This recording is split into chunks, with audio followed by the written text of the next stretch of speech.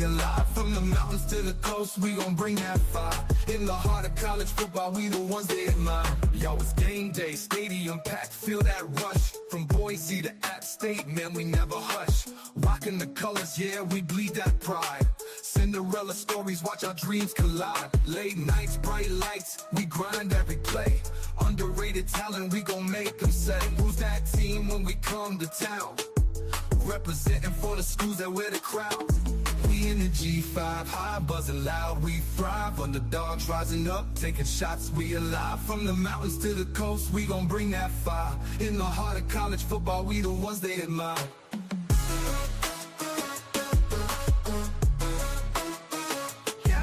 Yo, it's game day, stadium packed, feel that rush. From Boise to App State, man, we never hush. Rocking the colors, yeah, we bleed that pride. Cinderella stories, watch our dreams collide. Late nights, bright lights, we grind every play. Underrated talent, we gon' make them say, who's that team when we come to town? Representing for the schools that wear the crown. We in the G5 Hive, buzzing loud, we thrive. Underdogs rising up, taking shots, we alive. From the mountains to the coast, we gon' bring that fire. In the heart of college football, we the ones they admire. We the ones they are. The ones they can't skip. Fighting for respect, it's a tough road ahead. But we pack that heart and we never dread. Late hits and big plays, we bring in the heat. Watch out for the G5, we can't be beat. From the MAC to the Sun Belt, we don't back down. In this football jungle, we wear the crown. All the doubters sleeping, but we making noise. In the G5 Hive, we the realest boys. When the clock's ticking down, we the ones to believe. One play, one chance, we gon' make them achieve. From the sidelines to the end zone, hear that roar. In the G5 Hive, we always wantin' more. We in the G5 Hive, buzzing loud, we thrive. Underdogs rising up, taking shots, we alive. From the mountains to the coast, we gon' bring that fire. In the heart of college football, we the ones they admire. So raise your flags high, let them wave in the air. In the G5 Hive, we the squad that's rare. With heart and grit, we rewriting the script. In the world of college football, we the ones they can't skip.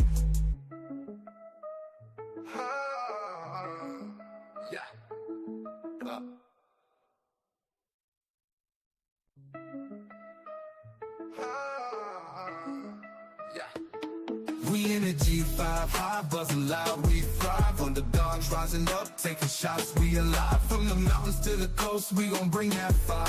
In the heart of college football, we the ones they admire. Yo, it's game day, stadium packed, feel that rush. From Boise to App State, man, we never hush. Rocking the colors, yeah, we bleed that pride. Cinderella stories, watch our dreams collide. Late nights, bright lights, we grind every play. Underrated talent, we gon' make them say, who's that team when we come to town? Representing for the schools that wear the crown. We in the G5 Hive, buzzing loud, we thrive. Underdogs rising up, taking shots, we alive. From the mountains to the coast, we gon' bring that fire. In the heart of college football, we the ones they admire.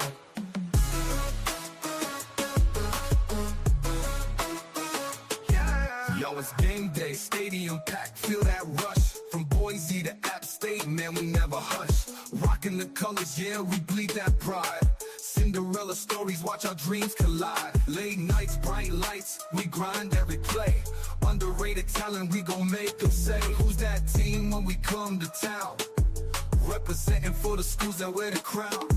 We in the G5 Hive, buzzing loud, we thrive. Underdogs rising up, taking shots, we alive. From the mountains to the coast, we gon' bring that fire. In the heart of college football, we the ones they admire. We the ones they are. The ones they can't skip. Fighting for respect, it's a tough road ahead. But we pack that heart and we never dread. Late hits and big plays, we bring in the heat. Watch out for the G5, we can't be beat. From the MAC to the Sun Belt, we don't back down. In this football jungle, we wear the crown. All All the doubt is sleeping, but we making noise. In the G5 Hive, we the realest boys. When the clock's ticking down, we the ones to believe. One play, one chance, we gon' make them achieve. From the sidelines to the end zone, hear that roar. In the G5 Hive, we always wanting more. We in the G5 Hive, buzzing loud, we thrive. Underdogs rising up, taking shots, we alive. From the mountains to the coast, we gon' bring that fire. In the heart of college football, we the ones they admire. So raise your flags high, let them wave in the air. In the G5 Hive, we the squad that's rare. With heart and grit, we rewriting the script. In the world of college football, we the ones they can't skip. Yeah.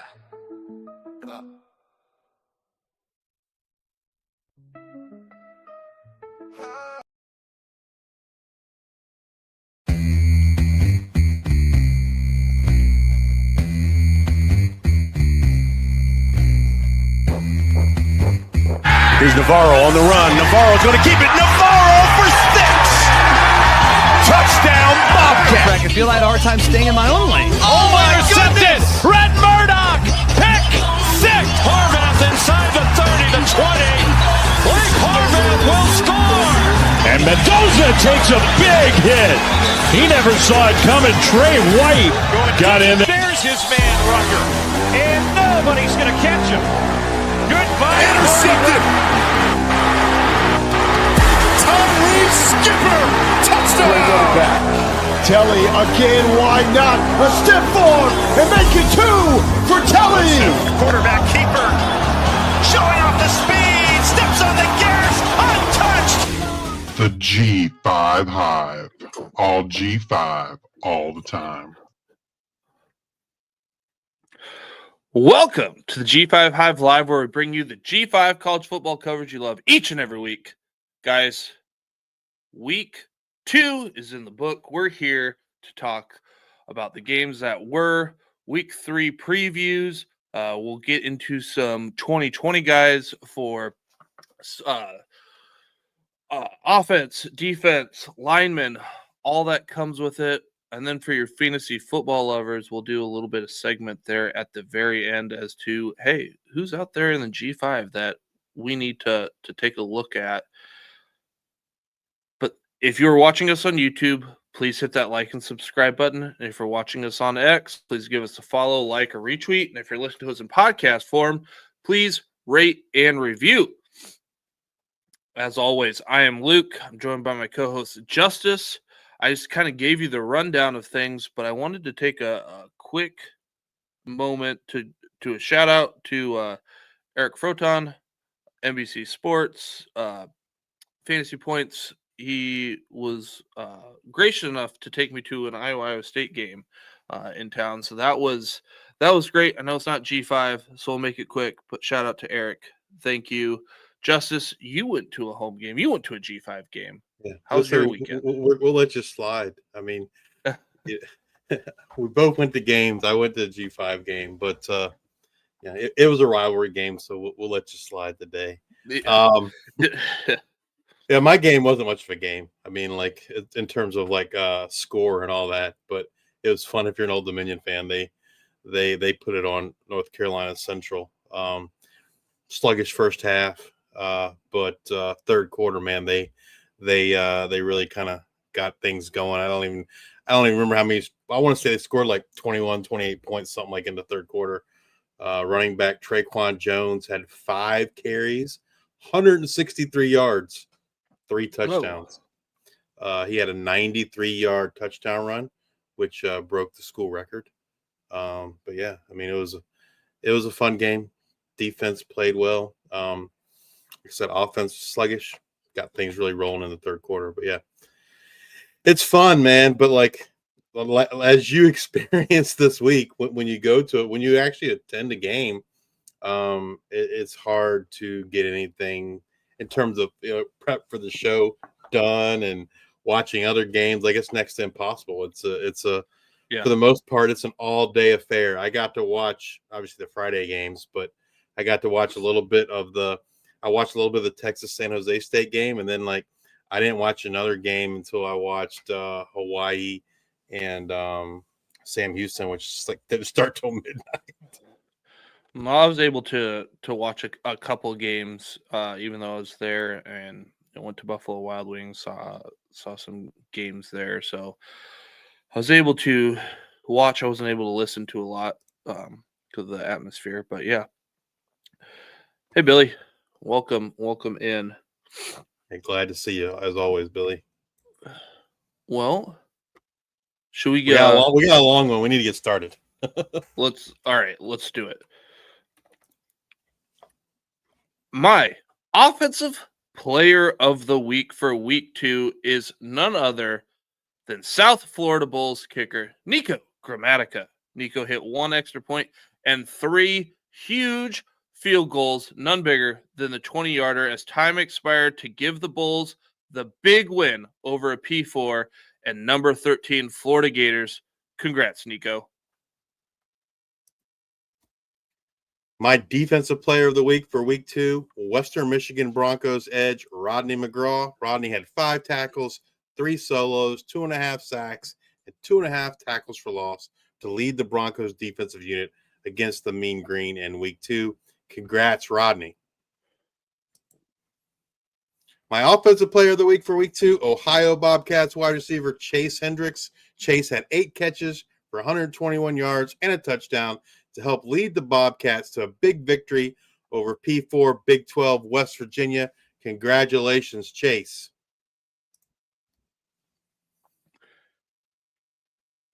And my defensive player of the week for week 2, New Mexico Lobos linebacker Jackson Eck. Jackson had 15 tackles and 8 solos to help the Lobos earn their first victory of the 2025 season. Congrats, Jackson. All right, now the G5 Hive freshman of the week for week 2. We got Coastal Carolina Chanticleers running back Dominic, or Dom. Nicely, Dom had 9 carries for 92 yards and 1 catch for another 6 yards to help the Chanticleers get their first victory in 2025. Congrats, Dom. Our G5 Hive freshman defensive player of the week, Arkansas State Red Wolves linebacker Nigel Nelson. Nigel led the Red Wolves in tackles with 8, one of which was a solo. Nigel has had an impressive start to the 2025 season. Congratulations, Nigel. All right, intros are done. Player of the weeks are done. We got to buckle up, like you said, Justice. We got a long show ahead of us. We got a lot going on, and there's a lot of games to get to. But first, let's start with what the Swarm needs to know in our news and notes.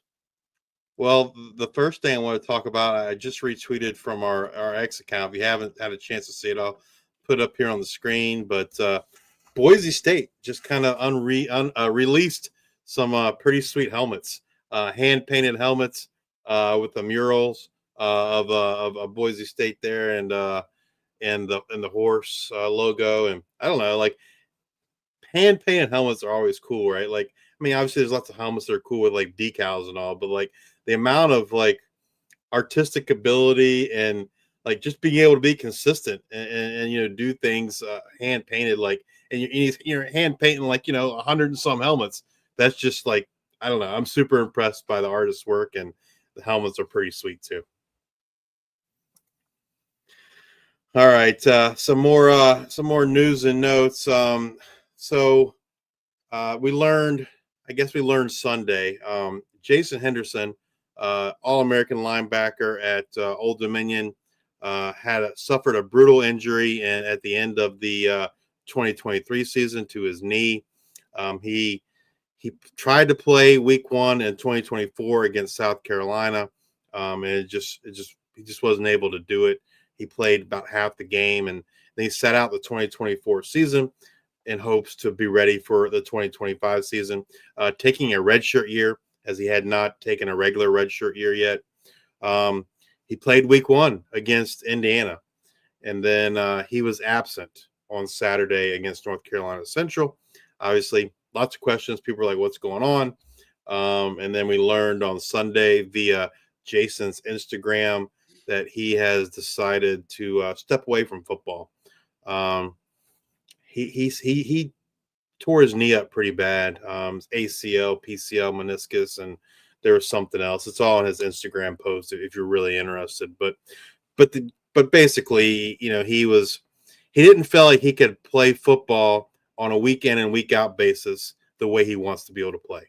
That the injury was limiting him, causing him, I'm assuming pain, etc. And he just felt like he couldn't play to the level he wanted to play. And he, decided he wants to, step away from the game of football. I assume it's permanent. That wasn't really stated, but that's kind of the way it feels. Obviously, lots of questions for Ricky Ronnie, head coach of Old Dominion, today at the their press conference, their Monday press conference, preparing for Virginia Tech this week. So if you're really interested in learning more, I would suggest you go over to the Monarchist podcast on YouTube, X, etc. I was actually the one recording the interviews for him today.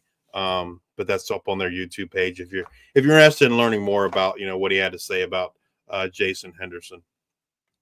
And like you said, just a huge hit. One of the best linebackers in ODU history, if not the best. Was close to breaking the all-time tackle record for the NCAA. Absolutely. Only what he was like probably 90. He needed 80. 150 to start the year. Okay. The thing I will say is the current record holder is Carlton Marshall. If you don't know, Carlton Marshall played 5 years of football because of the COVID year. So he broke Luke Kuechly's record. Luke Kuechly obviously did it in 4. Carlton Marshall did it in 5. Obviously, I'm sure Carlton Marshall missed some games, etc. But the point is, he did play a full 5. He had 5 years of eligibility that he played. Jason, if he had done it, would have done it in 4 years. If he was able to break it this year, because he didn't. He redshirted last year. Like I say, he played half a game in 2024, and he played his first 3 years of football. So it'd been really impressive if he's able to do it. Beat a 5-year guy in 4 years. But yeah, obviously we wish him the best in whatever he decides in his future, and I'm sure he'll be successful at whatever he decides to do. Absolutely. Some more injury news.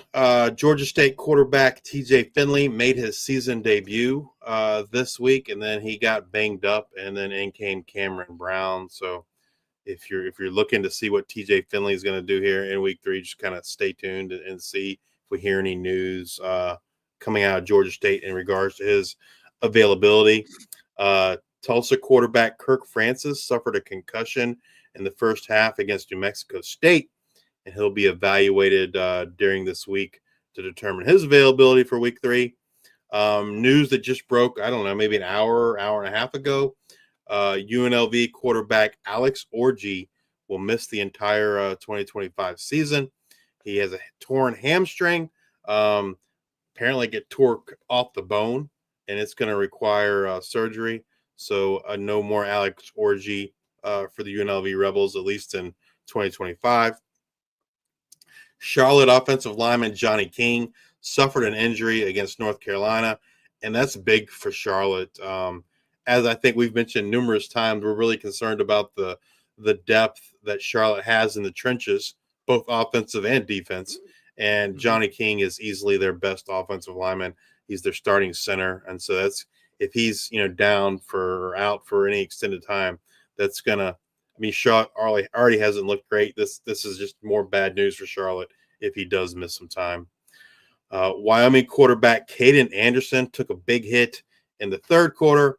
He went to the medical tent, did not return to the game. He was able to leave the tent under his own power, if you will. After the game, head coach Jay Savell described it as an upper body injury. So obviously his status this week could be questionable. Rice cornerback Kari Crump suffered an injury in week 2, and he did not return to the game after he left. Memphis linebacker Drew Watts limped off the field after a non-contact injury in week 2 versus Georgia State. I didn't see it, but obviously anytime somebody is limping off the field after a usually non-contact injuries aren't typically really good. So they could be without Drew Watts for a while. Fresno State linebacker Kevion Thunderbird got a targeting penalty in week 2, so he'll have to miss the first half against Southern in week 3. App State offensive lineman Tyreek Poindexter did not play in week 2. Be interesting to see if he's able to play here in week 3. They have a big conference matchup for the Mountaineers. Missouri State offensive lineman Christian Loaiza went down with an injury late in the win over Marshall and did not return to the game. And the final one I have, Northern Illinois defensive lineman Jelani Williams. We talked about it last week. He got banged up last week. We didn't know what his availability was going to be this past week. Well, he did play on Saturday, but then he had to be helped off the field in the fourth quarter. So not sure if it was a re-injury of what was already hurting him or something new.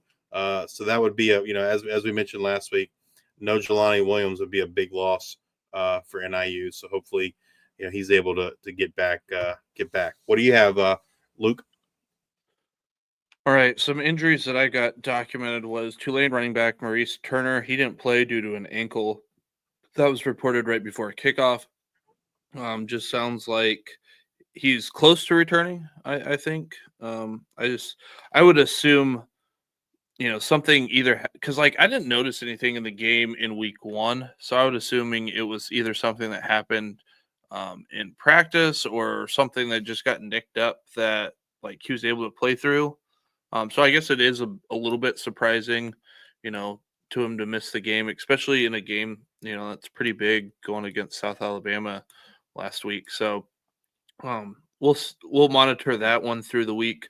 Hawaii wide receiver Nick Senegal, he was inactive due to his knee.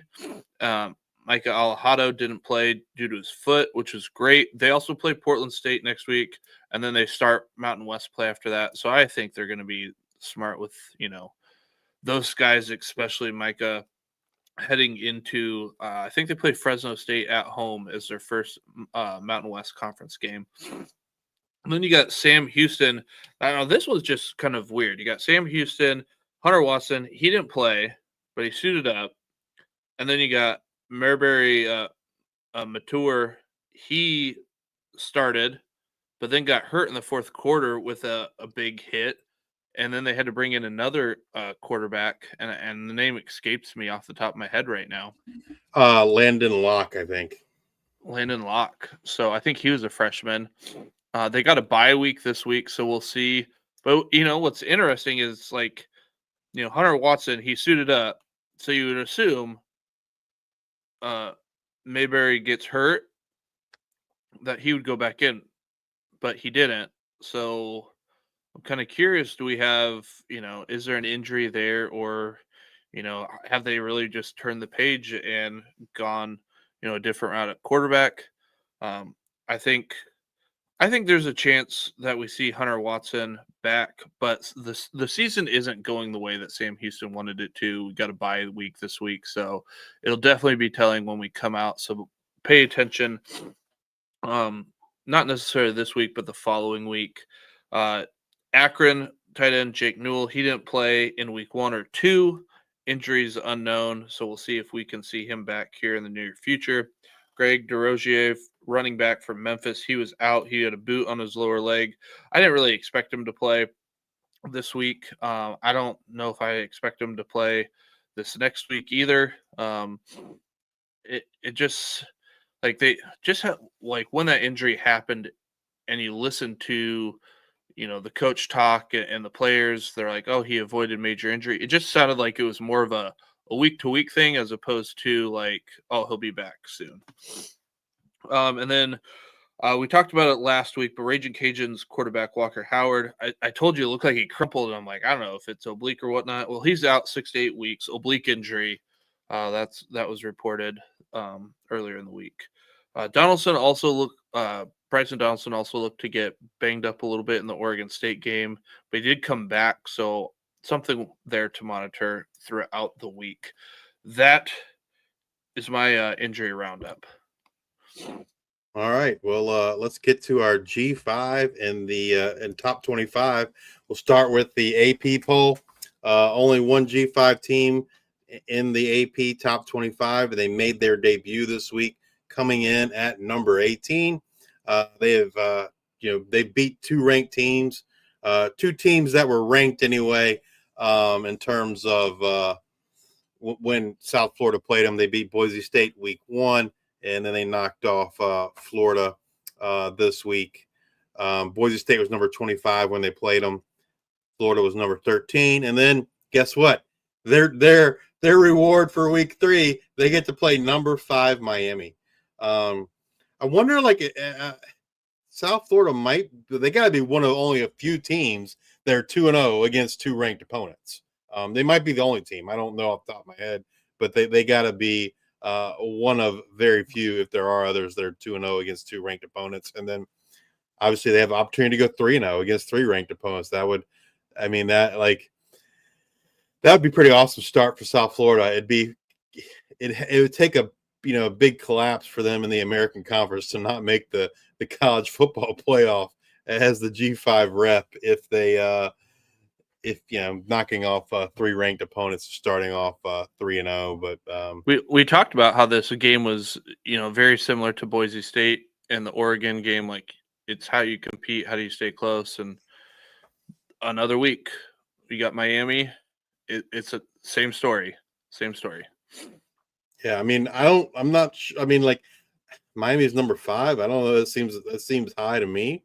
But more power to South Florida. Hopefully they can go there and knock them off and start the season off 3-0. And I gotta, if they knock off Miami, I find it hard to believe them not being ranked in the top 10. And to Clint's point there, if you can get one G5 in the top 10 and get another maybe in the top 15, you can get 2 G5s in the college football playoff and maybe shut out the Big 12. That was something we talked about last season with Boise State and maybe Army or Navy, or maybe even UNLV. But then Army and Navy both lost to Notre Dame, and I think UNLV lost to, I think it was Syracuse in overtime or something. But yeah, certainly something that could happen. There were other G5s that received votes in this week's poll. Tulane would have came in at number 36 with 9 votes. UNLV would come in at number 38 with 5 votes. Navy, number 40 with 2 votes. And Memphis, number 41 with 1 vote. All right, on to our G5 top 25 poll. We posted this earlier today on X. These are the votes that we submitted to the Hero Sports consensus G5 top 25. If you're looking for that consensus poll, we also retweeted that later today once Hero Sports posted that up. But we have a new number 1. Shouldn't be a shock. South Florida. They were number 2 for us last week. They deserve to be number 1 after 2 ranked wins. They bumped Tulane down to number 2. We got Ohio coming in at number 3 after a big win past week against West Virginia. Navy at number 4. Toledo number 5. Boise State coming in at number 6 with a big bounce back win. Memphis number 7. Texas State Bobcats 2-0. Number 8. James Madison number 9. Western Kentucky falls for us down to number 10 after that beating they took against Toledo. UNLV coming in at number 11. Connecticut Huskies number 12. South Alabama 13. Buffalo 14. North Texas 15. Arkansas State 16. 17 Central Michigan. App State number 18. UTSA number 19. We've caught a little bit of flack on X about having them even ranked because they're 0-2, but they've played 2 really good teams, and they are 0-2. I mean, when we try to rank these guys, we're not necessarily. I mean, records are a part of it, but teams play varying levels of schedules, right? A team that's 2-0 and played 2 FCS teams versus a team that's 0-2 and played 2 SEC teams. You can't just look at the record, and that's not going to tell you the whole story. We try to use our judgment in terms of who do we think is actually the best team. Number 20 comes in Old Dominion. Number 21, East Carolina. 22, Colorado State. 23, Fresno State. And, making their debut, at least on our votes this week, are Temple at number 24 and Jacksonville State at number 25 after their big win against Liberty. If we look at our poll, our votes versus the consensus, Just want to highlight some differences. So teams that are ranked in the consensus G5 top 25 poll, and we're voters, and there's at least one, if not two voters that's a beat reporter for every G5 team. So they've got a good spread of coverage in terms of G5 that vote in this Hero Sports poll. But teams that are ranked in their consensus top 25 that we did not rank, Army comes in at number 18. Army obviously had the big win this week over Kansas State, but they did lose to FCS Tarleton State in week 1. Liberty comes in at number 19 on the consensus poll. We weren't very high on Liberty to begin with, and so I think the consensus poll was much higher on them than we were, and so they dropped out for the consensus poll. I want to say they were in like the top maybe 5 to 8, somewhere in there last week. So they took a big tumble after their loss to Jacksonville State. And then the consensus poll has Air Force ranked number 23. And then, of course, obviously with 3 of them that we don't have ranked, there's 3 that we have ranked that only received votes in the consensus poll. And that's Arkansas State at 16, Central Michigan at 17, and Colorado State at 22. If you want to look like the biggest differences between teams that we have ranked, we are much lower than the consensus poll on Fresno State. That's probably the biggest difference we have. We have them at 23. The consensus poll has them at 11, so a 12-spot difference there. Jacksonville State, we have them at 25. The consensus has them at 17, an 8-spot difference. And then UNLV, we have them at 11. The consensus has them at 5. Again, that's kind of like the Liberty situation where we were much lower on UNLV to begin the season than the consensus poll. And so we've been, I think we had them 23, 25 preseason. And so they've been inching up our poll, whereas I think the consensus poll had them in the top 15 preseason. And then there's 2 teams that we are much higher on than the consensus. Both of them were 5 spots higher. So we have Ohio at number 3. The consensus poll has them at number 8. And then Old Dominion, we have them at number 20. And the consensus poll has them at number 25. I mean, all in all, I feel like, we're right there with the consensus, generally speaking. The biggest differences are guys that they were higher on than we were, and vice versa. Like we might have started them higher and we moved them up, and they started them lower and they moved them up, etc. But yeah, check it out, Hero Sports. Like I said, they did. This is the second year, or this is the second year we've been a voter. They've done this for a while, and it releases generally every Monday afternoon, early evening. We try to retweet it when we see it. So that's it for the G5 top 25 poll, and we'll see what happens in week 2. I know, not to speak for Luke, but like teams that like a little bit on the hot seat for me, definitely Colorado State. They're one for sure. Maybe Arkansas State too. Central Michigan has another tough game. So I don't think I can really like drop them too much, right? For, against, they're playing in-state Michigan. But those, and then, UTSA, want to see them kind of get a win here to start the season. I think, they're a good team. They've played, 2 really, really good teams. And so they're 0-2, but yeah, those are kind of the hot seat teams for me to remain in the poll, I guess. You got any, Luke? Fresno State, I think they're not a hot seat, but one that could rise pretty quickly. Sure. I'm definitely, Colorado State, one that I'm watching. Central Michigan, they'll probably drop a little bit, but like you said, can't fault them against Michigan. I want to see Temple. I can't remember who they have this week. We'll get to it though. Yeah, they play a legit team this week. That's what I want to see. They're 2-0 and they've looked good, but they're throwing the ball well. I want to see them this week against a legit team, and but yeah, that's.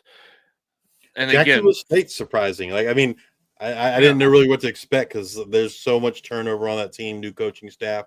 I did not have high expectations, but we weren't big Liberty fans to begin with. But to see them them beat Liberty kind of tells me, hey, they are definitely a contender in Conference USA. All right, Clint, thank you for the kind words. Now let's get into our week 2 in review. First, we have the Friday G5 versus P4 games. Justice, you mentioned you were able to watch, some of these games. First, we have James Madison at Louisville. Louisville pulls this one out 28-14. I mean, thankfully Louisville has Isaac Brown. It was kind of like Ashton Genty in terms of, him, willing Boise State to wins last year. I mean, it was a tight game. JMU was winning at one point, I think 14-6. It was 20-14, and Isaac Brown busted a big one, right? The dude's just so fast. He busted a big one. That was kind of all she wrote for JMU. I was really impressed with the JMU defense. I had concerns about their defense heading into the season. They lost, so many key pieces, at linebacker and on that defensive line. But their defense was very impressive. The biggest thing about JMU is offense, man. They're literally rotating Alonzo Barnett III and Matt Sluka every other series. And I mean, essentially what happens is Matt Sluka comes in and he runs the ball every damn time. And then Alonzo Barnett comes in and he passes the ball every time. It's not exactly what happens, but it's pretty daggone close. And so it just, I don't know. It's gotta be, you see JMU fans are frustrated. I'm not a JMU fan. I would be frustrated. It also looked like to me on the sidelines, some of the players are frustrated. You know what? You want to talk about frustration in JMU. I'm frustrated with some JMU fans in our top 25 votes that we had out last week. They're at number 5, and they're like, we get no respect around here. I was whoa, what is going on here? Yeah, I mean, I don't know. If you want to get a lot of positive and a lot of negative comments, put out your own top 25 poll, and you're going to get praised by the fans that think it's great, and then the ones that aren't high enough, they're going to say you don't know jack. I will say though, but that's college football. I love the passionate fans there at JMU. 100%. So yeah, I mean, I think for JMU has a great defense, and for them, they're gonna have to figure out offense. And I think for me, what that means is pick a quarterback and go with it. When you're constantly switching to quarterbacks, and then 9 times out of 10, Saluka's running the ball by himself, and then when Barnett's in, 9 times out of 10, he's throwing the ball. It's kind of like a giveaway. The defense kind of knows what's going to happen. And I don't know. The old saying goes, you have 2 quarterbacks, you have none, and that certainly feels like the case for JMU. I don't know.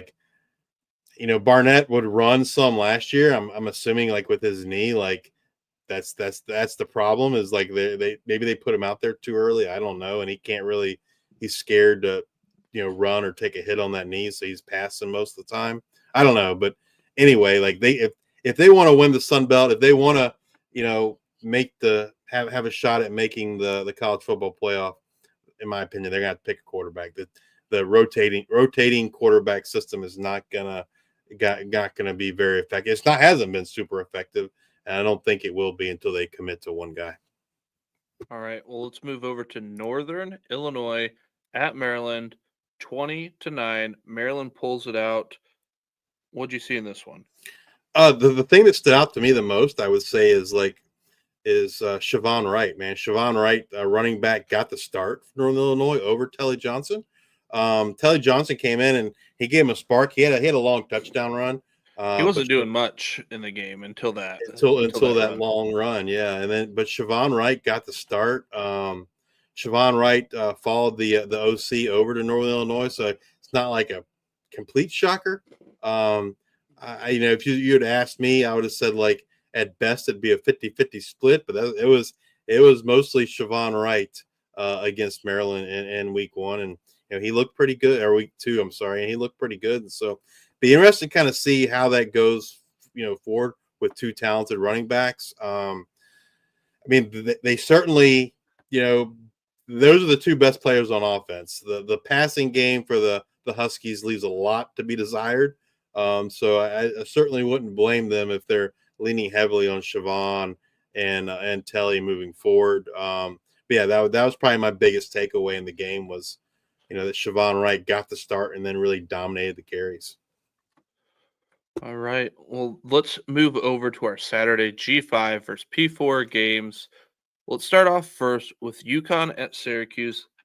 I was able to get caught up on this one, and this one was a good one.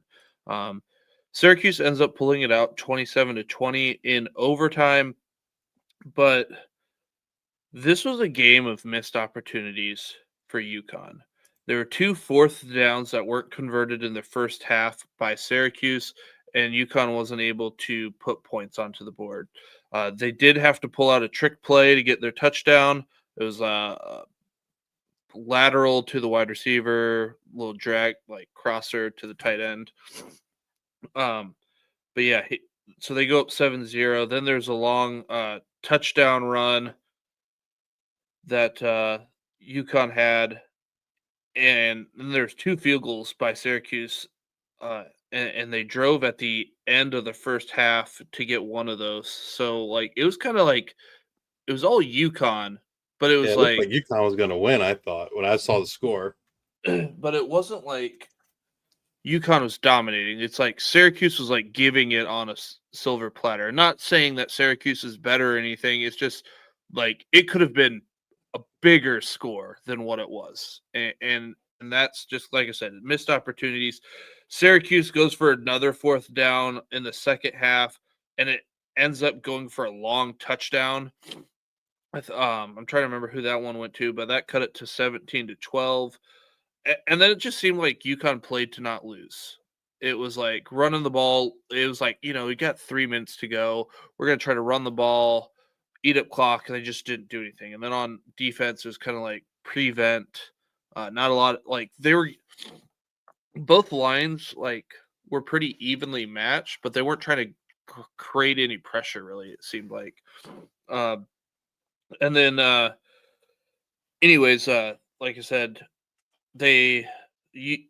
Syracuse goes up 20-17, and then UConn's driving, and then there's a tipped INT or a tip that almost turns into an INT.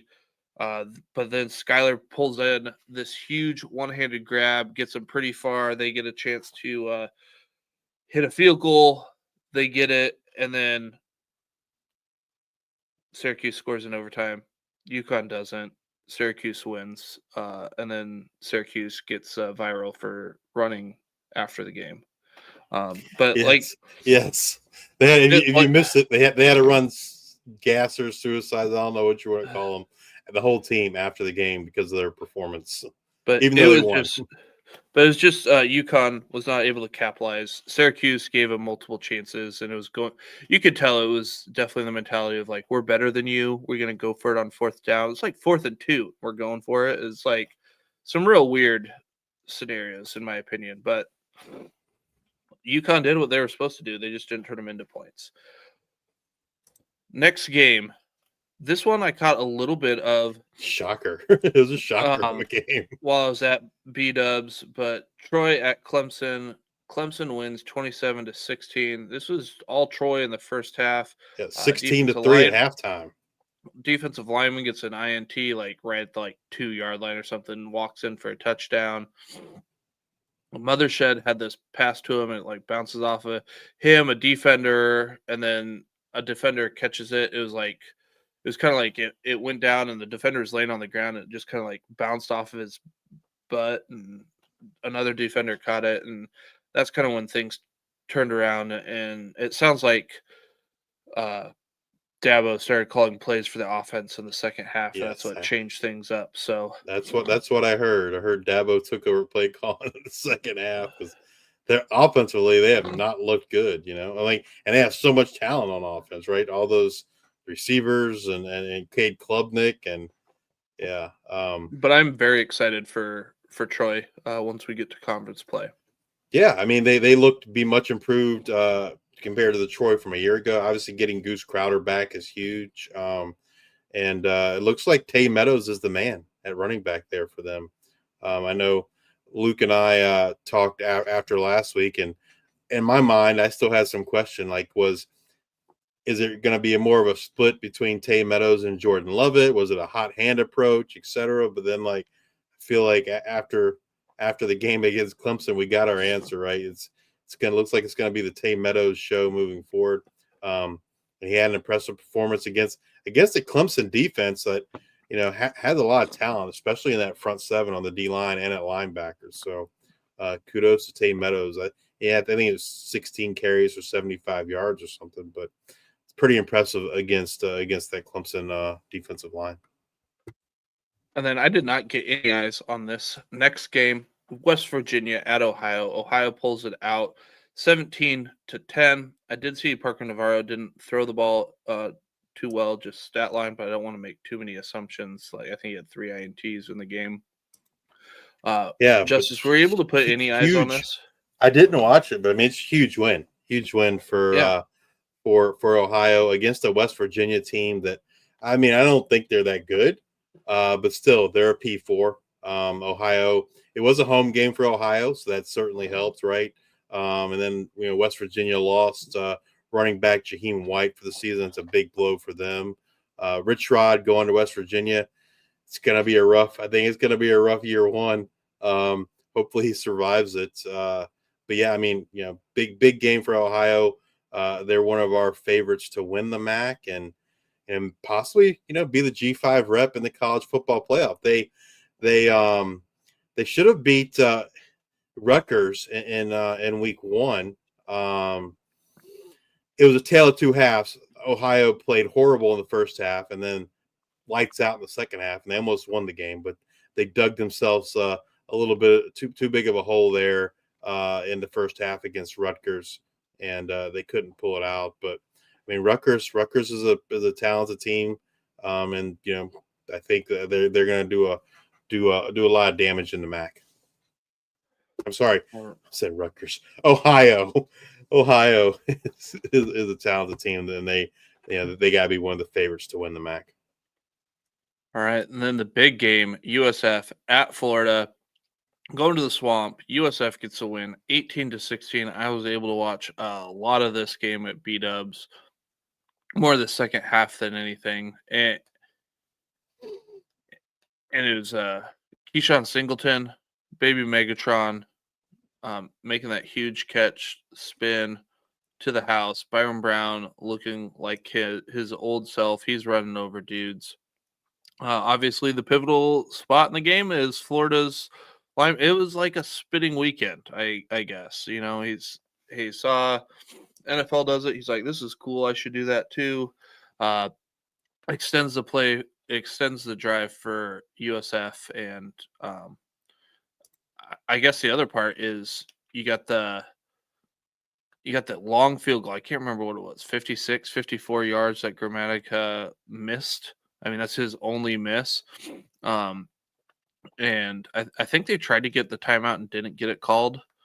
But that's saying something. You believe in your defense. You've got number 13 at home, and you're going to position yourself and put your defense in that kind of spot. Like, you could tell they weren't worried. They're going for it. And I think that votes a lot of confidence into the USF defense. Next game, we had Army at Kansas State. Army, I guess we did not talk about this in the injury roundup, but we talked about it last week. And Dwayne Coleman, we didn't expect to play due to their depth. He did not play. But it didn't matter. Yeah. Cullum has like 41 carries, 42 carries. Yeah. Just unbelievable. And defense came up big late. Army pulls it out. Yeah. 24-21. I was gonna say Colin Matheson, he forced a fumble and then they didn't know they it looked like a forced fumble, but they wasn't called a forced fumble. They didn't overturn it in a review. And then Colin Matheson kind of seals it with the interception. And he's from Kansas, so I don't know. That had to be he had a pretty amazing game. He was I think he was Hero Sports G5 Defensive Player of the Week. He had 5 tackles, 3 pass breakups, and then, like I said, that game clinching interception. What a turnaround by Army, right? They go from losing to Tarleton State from the FCS to beating P4 Kansas State in Manhattan. That's, I mean, just, I don't know, like you go from one extreme to the other almost, kind of crazy. But I think sometimes you see that with a team like Army, right? Because the uniqueness of the offense, and teams just like not really. You have to be disciplined when you play a triple option, and that just kills so many teams that you can't just rely on your your superior athletic ability. You if you're not disciplined, that triple option is going to get you. Absolutely. Then we had a big G5 over P4 win, UCLA at UNLV. UNLV gets the 30-23 win. I did not get any eyes on this game. UCLA, sure, man, like they're not good. They're not good. We talked about some G5 wins last week, and one of the I think the 3 we had circled the most were Ohio, UNLV, and UConn. I think were the 3 we felt like had the best shot at winning. UCLA not good.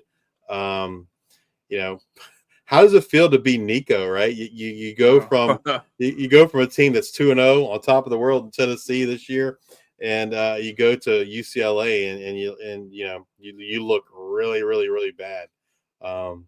Not to mention the fact that he cost himself some money with the switch, but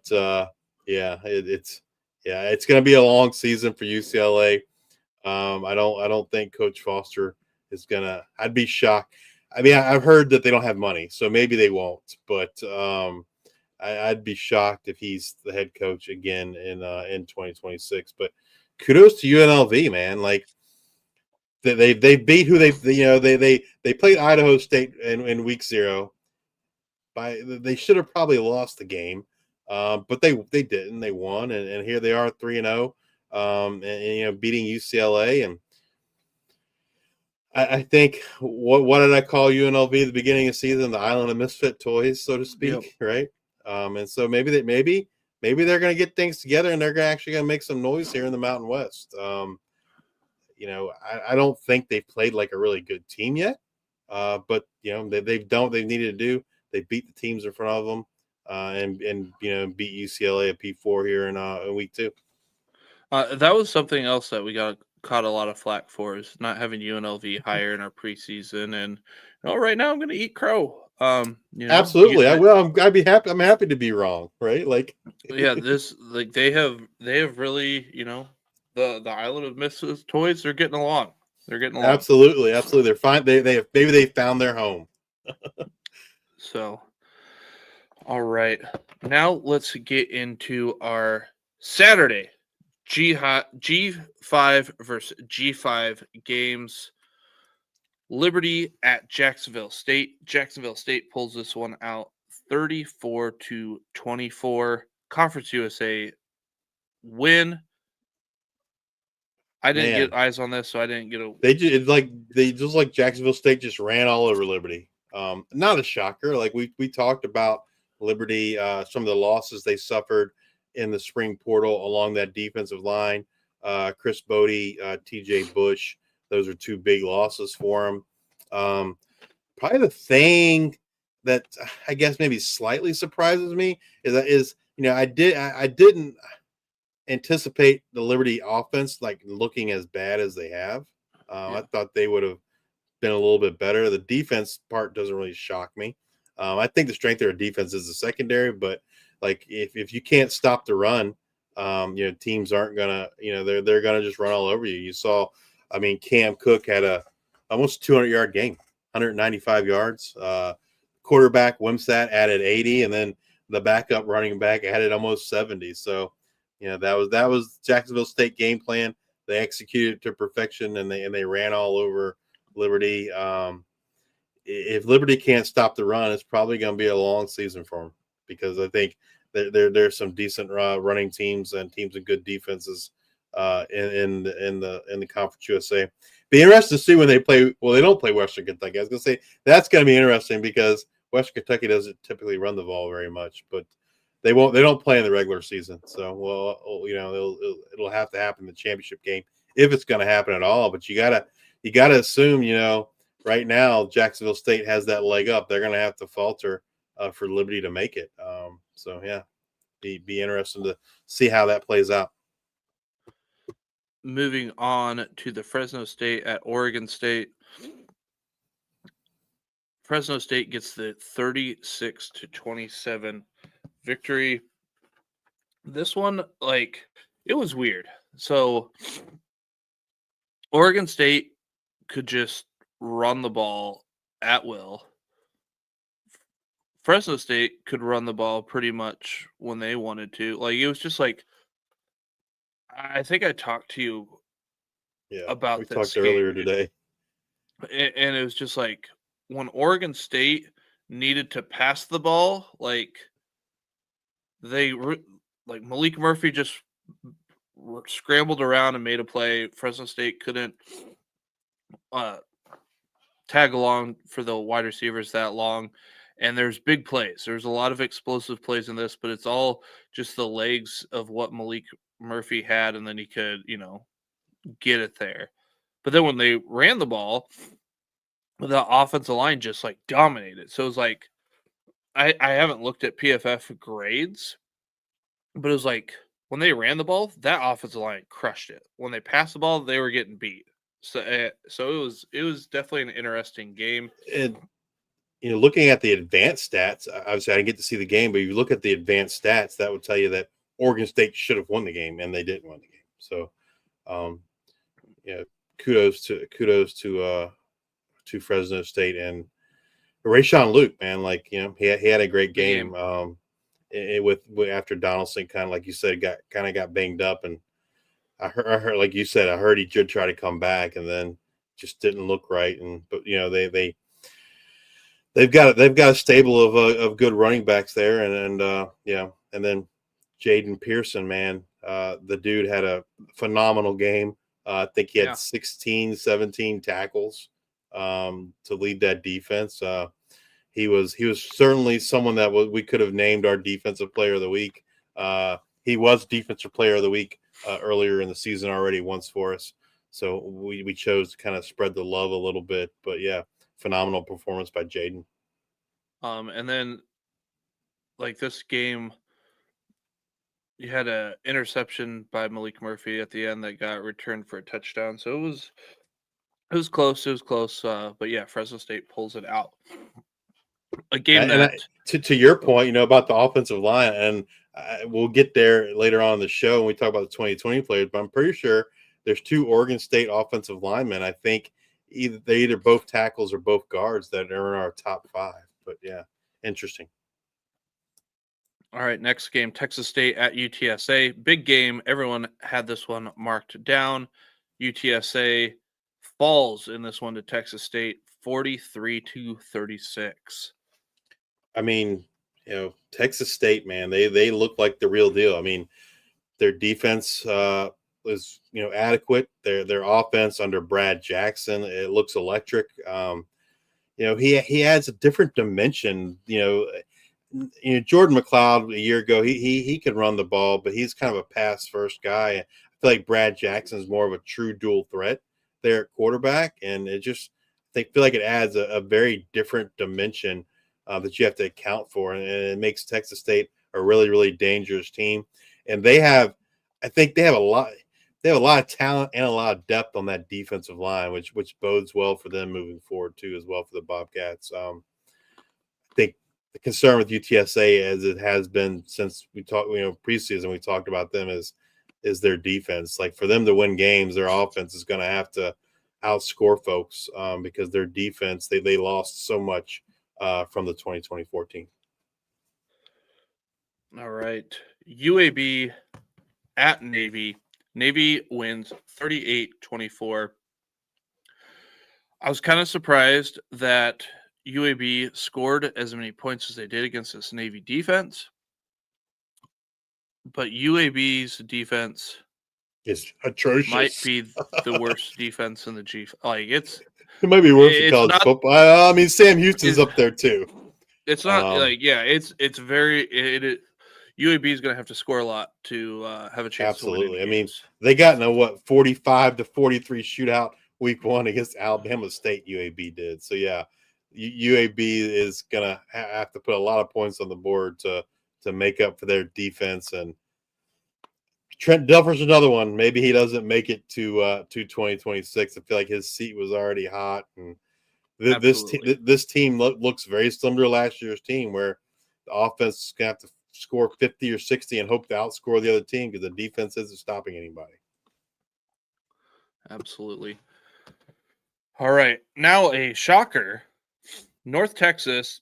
This isn't the shocker. North Texas goes into Western Michigan and wins. What is the shocker? 33-30 in overtime. Yes. That I did not have on my bingo card. Absolutely not, man. Like Western Michigan, like I think their defense is fine. I think the problem is like offense and quarterback, and I guess it kind of like in the Liberty Jacksonville State game, North Texas really just couldn't stop the run, man. Like whether it was Jalen Buckley or Brock Lowry, like they just couldn't really stop the run.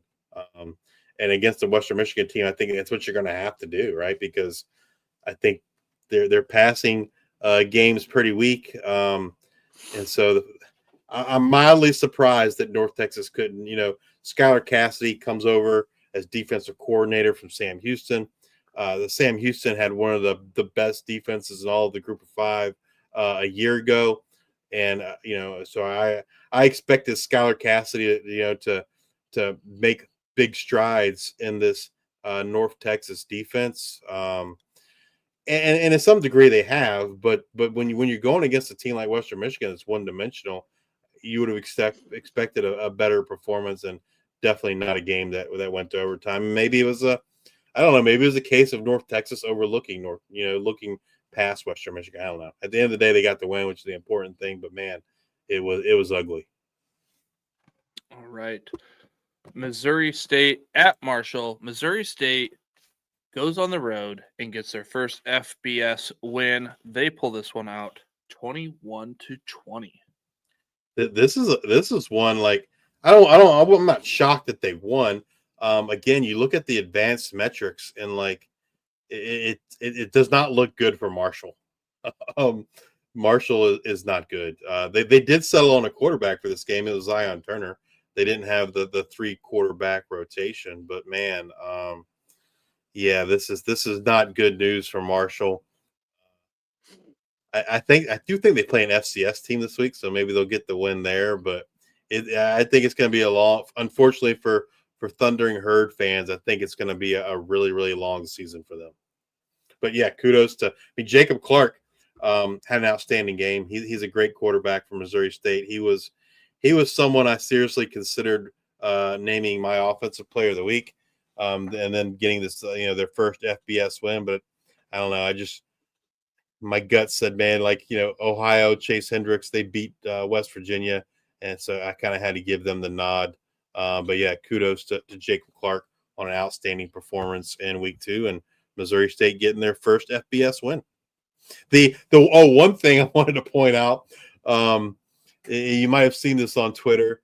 So obviously Marshall and West Virginia have a big rivalry.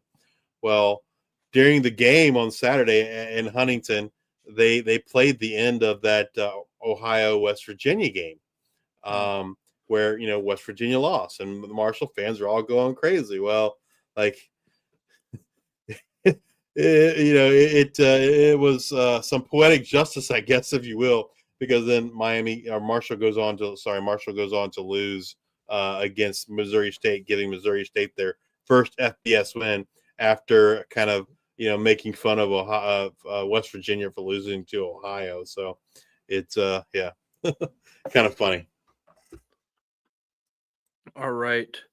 Then we got Western Kentucky at Toledo. Huge game. playoff implications for this one. This one Yeah. was one, and guess what? One team showed up, one team didn't. The team that showed up didn't have to travel. They were the home team. Toledo ends up winning this one 45-21, and let me tell you, it wasn't even that close. No, it wasn't. That score does no justice. You got there was a pass to the wide receiver, fumble. Toledo takes over right away. Then they intercept MacGyver and return that for a touchdown. We're like 3 minutes into the game and it's 14-0. Then WKU, they do a trick play, it gets them close, and they punch that one in for a touchdown, and that was about as close as it got till the end. rest of the day. Yeah, they scored 14 points at the end to make it. Vandeross had some big catches. Chip Trainum had himself a day. He had a receiving touchdown in this one too that put him up 27-7. Toledo had a big pass after WKU went for it on a 4th down that went to Vandeross. I think it was like 2 plays after that, and that was 31-7. Pretty much first half, all Toledo. WKU gets their bright spot. They had an interception. It just happened to be at a Hail Mary at the very end as time expired. That was like the highlight of that first half. Then right after halftime, Chip comes and I guess that's another one I did not write down. Tucker Gleason did not play the second half due to injury. So John Richter played, and he just did this option pitch. Everyone's going to the right. He pitches it off to the left. Chip just ran it all the way in. It was like second. I don't know. It was pretty early into that the third quarter. They go up 38-7, and then they put on another touchdown. It's 45-7, and Toledo rolled in this one.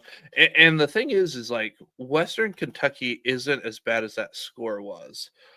So good days are ahead for Western Kentucky, but Toledo, another team that has a chance to make some noise come MAC play. Yeah, I'm looking for, Toledo and Ohio really look like 2 really, really good teams that potentially could be the G5 rep for the college football playoff, right? I mean, obviously, like South Florida is way ahead of everybody right now, but there's still a lot of football to be played. And Toledo and Ohio do not play each other in the regular season in the MAC. So if they're going to meet, it's not going to be until the MAC championship game.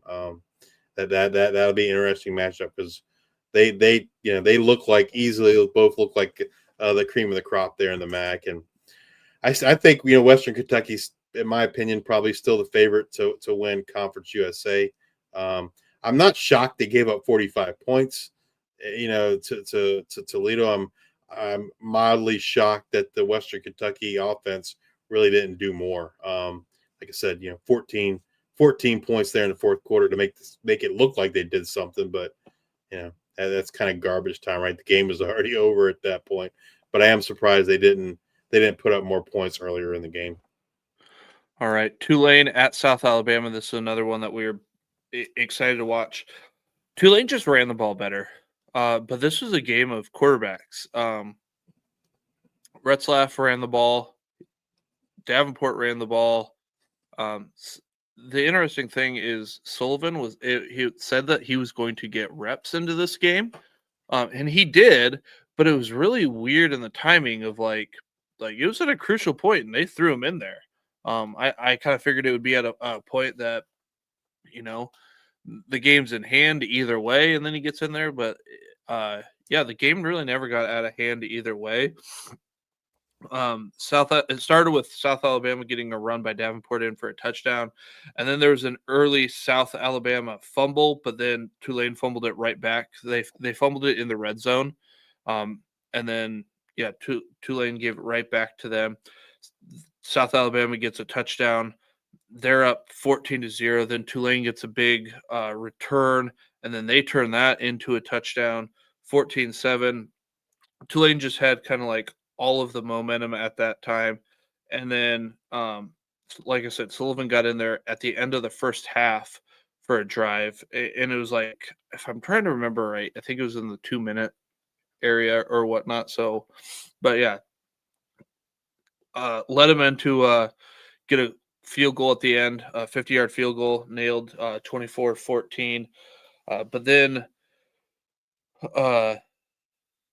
South Alabama had a fumbled snap, but Tulane wasn't able to do anything with that. And then there was like a flag with 1 minute. There was two penalties, both on Tulane. Like Tulane was almost like trying to give the game back to South Alabama. There was holding and roughing the passer. They took the roughing the passer. South Alabama gets a touchdown, and they just failed on the 2-point conversion. Davenport's kind of rolling out to the right off his back foot, throws it a little bit across his body, but it's still on the right side there. And it's an INT. They end up losing this one, but Tulane wins 33-31. And this was just a good game. Like there were some opportunities that both teams missed, but there's never there's a point in the first half where Tulane, I felt like had it, but that was about it. Everything was back and forth. Yeah, it's I mean a good matchup to two of the top teams in the G5, right? You got American against Sun Belt. Yeah, I think it was as advertised, or what you might expect. Someone's asking about the Boise State game, recapping that. We're not planning on recapping that one. Boise State I did watch that game. They did look good, right? But that's kind of what you would expect given the opponent. They just ran the ball all over them, right? Whether it was Dylan Riley, Sire Gaines, Malik Sherrod, they just thoroughly dominated. I forget who it was, an FCS team they were playing. It was Eastern Kentucky. Eastern Washington. Or Eastern Washington. Yeah, that's who it was. They thoroughly dominated them. I'm kind of interested to see, what maybe they're gonna look better moving forward, but we'll see what we can expect from Boise State here coming up. They got some big matchups coming up, right? They got Notre Dame. I don't know, week 4 or 5, something like that. Real big matchup for Boise State. We'll see if they can if they can't win that game, and maybe kind of if South Florida falters, kind of propel themselves back into some playoff contention. All right, and the last game that we're going to recap is Sam Houston at Hawaii. Hawaii wins this one 37-20. What'd you see, Justice? Man, Sam Houston's bad. They're so bad on both sides of the ball, which we knew that the defense was not great for Sam Houston. Offensively, man, I always, Hunter Watson wasn't the court. Like we talked earlier, he did not play in this game. Always thought he was kind of a strange fit for a Phil Longo offense, but then Mabry Matauer follows Phil Longo over, and he doesn't play that great, and they put in Landon Locke. The game, the first half was really ugly, right? I mean, Hawaii was winning, but it wasn't pretty. And then in the second half, man, Luke Weaver just said, "Hey, let's hook up with our best offensive weapon, Pefele Ashlock," and it was the Luke Weaver and Pefele Ashlock show. And Luke almost threw for 300 yards, a couple touchdowns. Pefele had, I think, 130, 40 yards, something like that, 125 yards, 2 touchdowns. Hawaii gets the win. No Mike Alejado. And as Luke, talked about when we were doing the injury stuff, our news and notes, probably should not expect Mike Alejado again in week 3. They're playing Portland State after Luke Weaver's performance here in week 2. You got to believe they're going to give Micah, another week of rest before they start Mountain West play, and that Luke Weaver can get the win for them, and then see Micah Alejado back probably in week 4 to open up the Mountain West. But man, I always believe you got to give coaches, more than 2 or 3 seasons. But man, you got to, Sam Houston used to Casey Keeler there, and great coach. We're seeing what he's doing at Temple.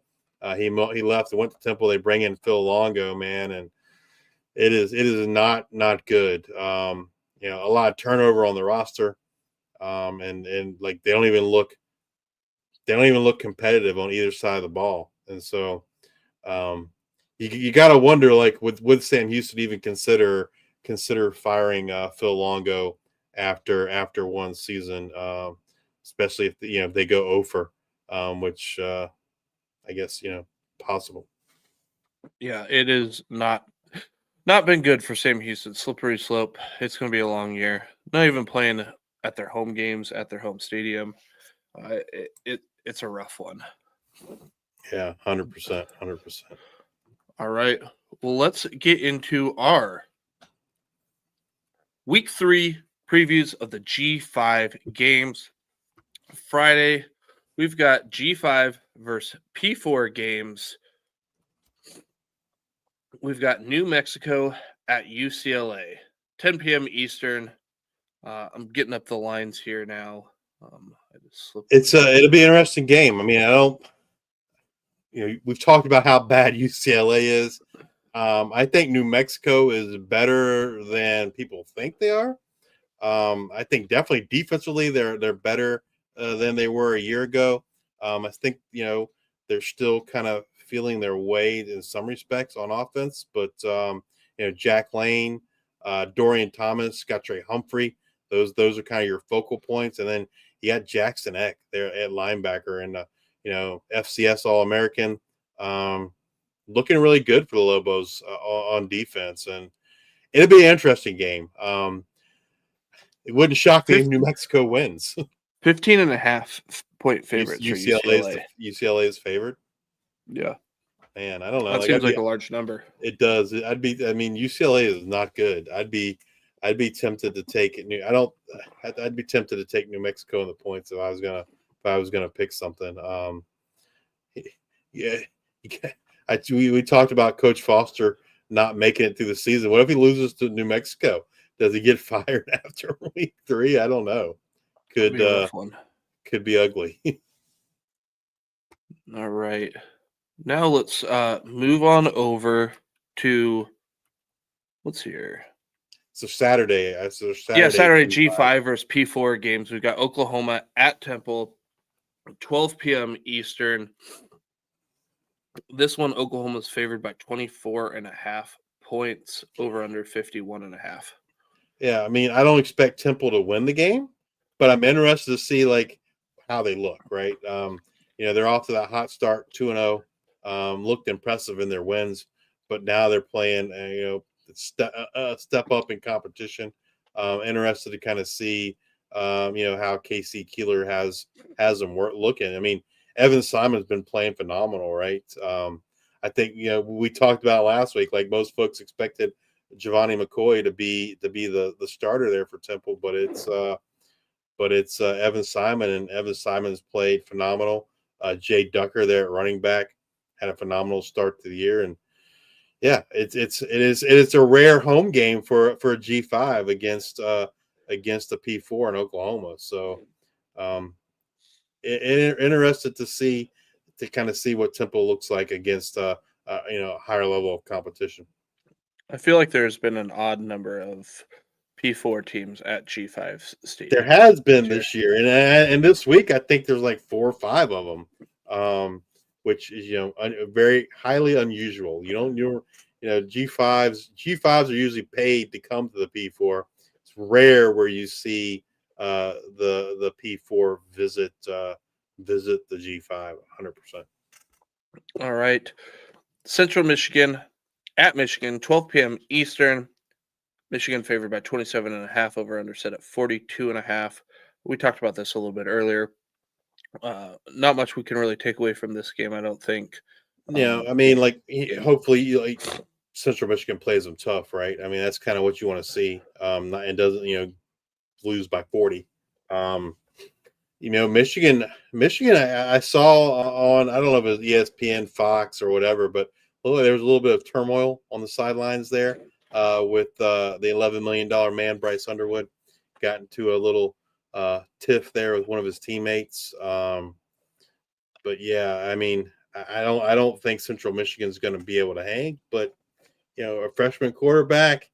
Maybe there's some animosity. I don't know. Like maybe Central Michigan can hang tough and pull it out at the end. I don't know. We'll see. But back-to-back tough weeks for Central Michigan.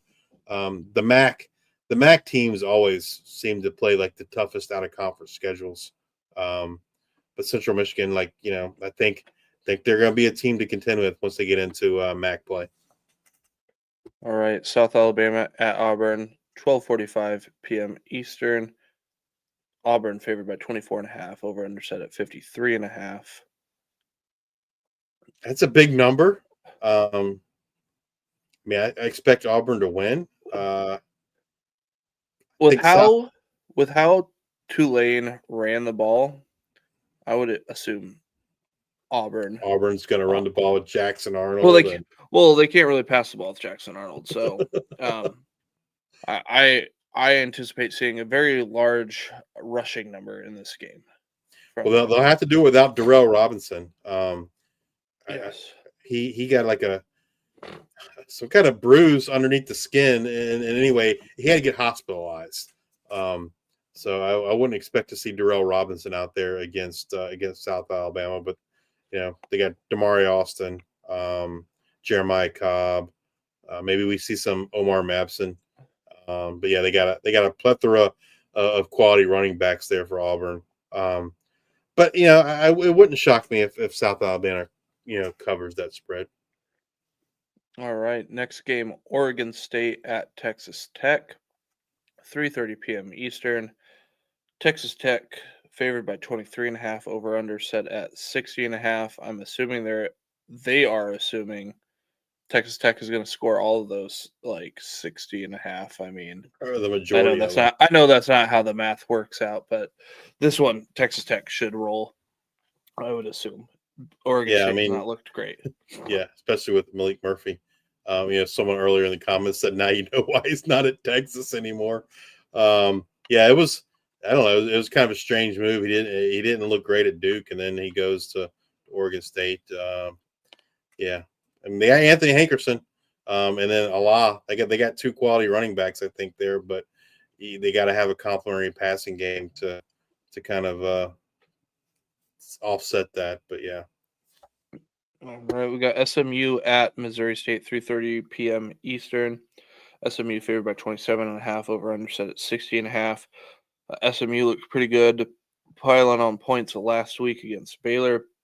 Even despite the loss, right? And then Missouri State, they got their first FBS win, but then the week before, USC put 70 on them, and it's gonna, unfortunately for the Bears, it's gonna be something similar this week, right? Like I can see, SMU putting up in the 60 to 70 range as well, but better days ahead for Missouri State once they get to Conference USA play. Then we've got number 14, Iowa State at Arkansas State, 4 p.m. Eastern. Iowa State favored by 20.5, over under set at 55.5. Arkansas State, from what I saw from Iowa State, as long as you can run some slants, that's about it. You're not going to probably hit a lot of big plays in this one. Iowa State pretty good against the run on the middle. Obviously, you don't have Cross. I think he's injured for the rest of the year. So they got beat pretty good by Arkansas. So back-to-back weeks for them against a Power 4 school. Now, this is a rare home game for another home game for a G5 against a P4. And this one really puzzles me, right? Sometimes you can think well, they want to do it for recruiting reasons, right? They want to go play at this G5 because a recruiting hotbed or a state that they want to recruit better, etc. But this one puzzles me. I don't necessarily know what's in it for Iowa State to go to Arkansas and play against Arkansas State, but nonetheless, I know they had a home and home because Arkansas State was at Iowa State last year. All right. Louisiana at Missouri. Missouri favored by 27.5, over under set at 49.5. Missouri's been looking pretty good. Obviously, no Walker Howard. That's not good. No Walker Howard. So I anticipate Missouri rolls. I mean, they leaned on the running game last week with Bill Davis, and I would assume that's the plan moving forward without Walker Howard. But I don't think that's going to work against Missouri. Yeah, I agree with you. Missouri should roll. All right, we've got UTEP at Texas, 4:15 p.m. Eastern. Texas favored by 41.5. Over under set at 51.5. I'm assuming Arch might try to have another performance like he did this last week. Texas isn't as much of a giant as maybe they were led on to believe coming into the year, but still pretty good. Texas wins this one. After losing week one, I feel like they feel the pressure to kind of have to pour it on, right? And really beat these teams really bad to kind of maintain their status, if you will. Yeah, I agree with you. I think they're going to pour it on again with Arch, like they did against San Jose State. And UTEP, they look better. They look better, but than they did in 2024. But I don't think they'll have anything for the Longhorns here in week 3. All right, the game we got circled on our calendars right now. South Florida, number 18 at number 5, Miami. Who's the best team in the state of Florida? Is it South Florida? We'll find out. 4:30 p.m. Eastern. Everyone's going to be tuning into the CW network to watch this one, where wacky stuff happens on the CW. Miami favored by 17.5. Over under set at 56.5. Give me the Bulls and the points, man. That seems like, I don't know. It seems like a pretty big spread to me. Again, I don't think Miami is the 5th best team in college football, but nonetheless, that's where they're ranked. I mean, South Florida, they've been the underdog every week, right? They were an underdog against Boise State, underdog against Florida, and now they're the underdog here in week 3 against Miami. Man, pulling for them. I think all the group of 5 is pulling for South Florida, right? To start the season 3-0 against 3 ranked opponents. They got to be the only team that can say that. Like I said, I wasn't sure that they're the only ones that are 2-0 with 2 ranked opponents, but they're one of just 1 or 2. And I feel confident in saying if they win this game, they're the only team that's beat 3 ranked opponents to start the year. And then we got Ohio at number 1 Ohio State, 7 p.m. Eastern. Stay healthy, Ohio. Stay healthy. Ohio State favored by 31.5. Over under set at 51.5. I expect Ohio to put up a fight. I do, but I'm assuming Ohio State will win this one. I don't know how much.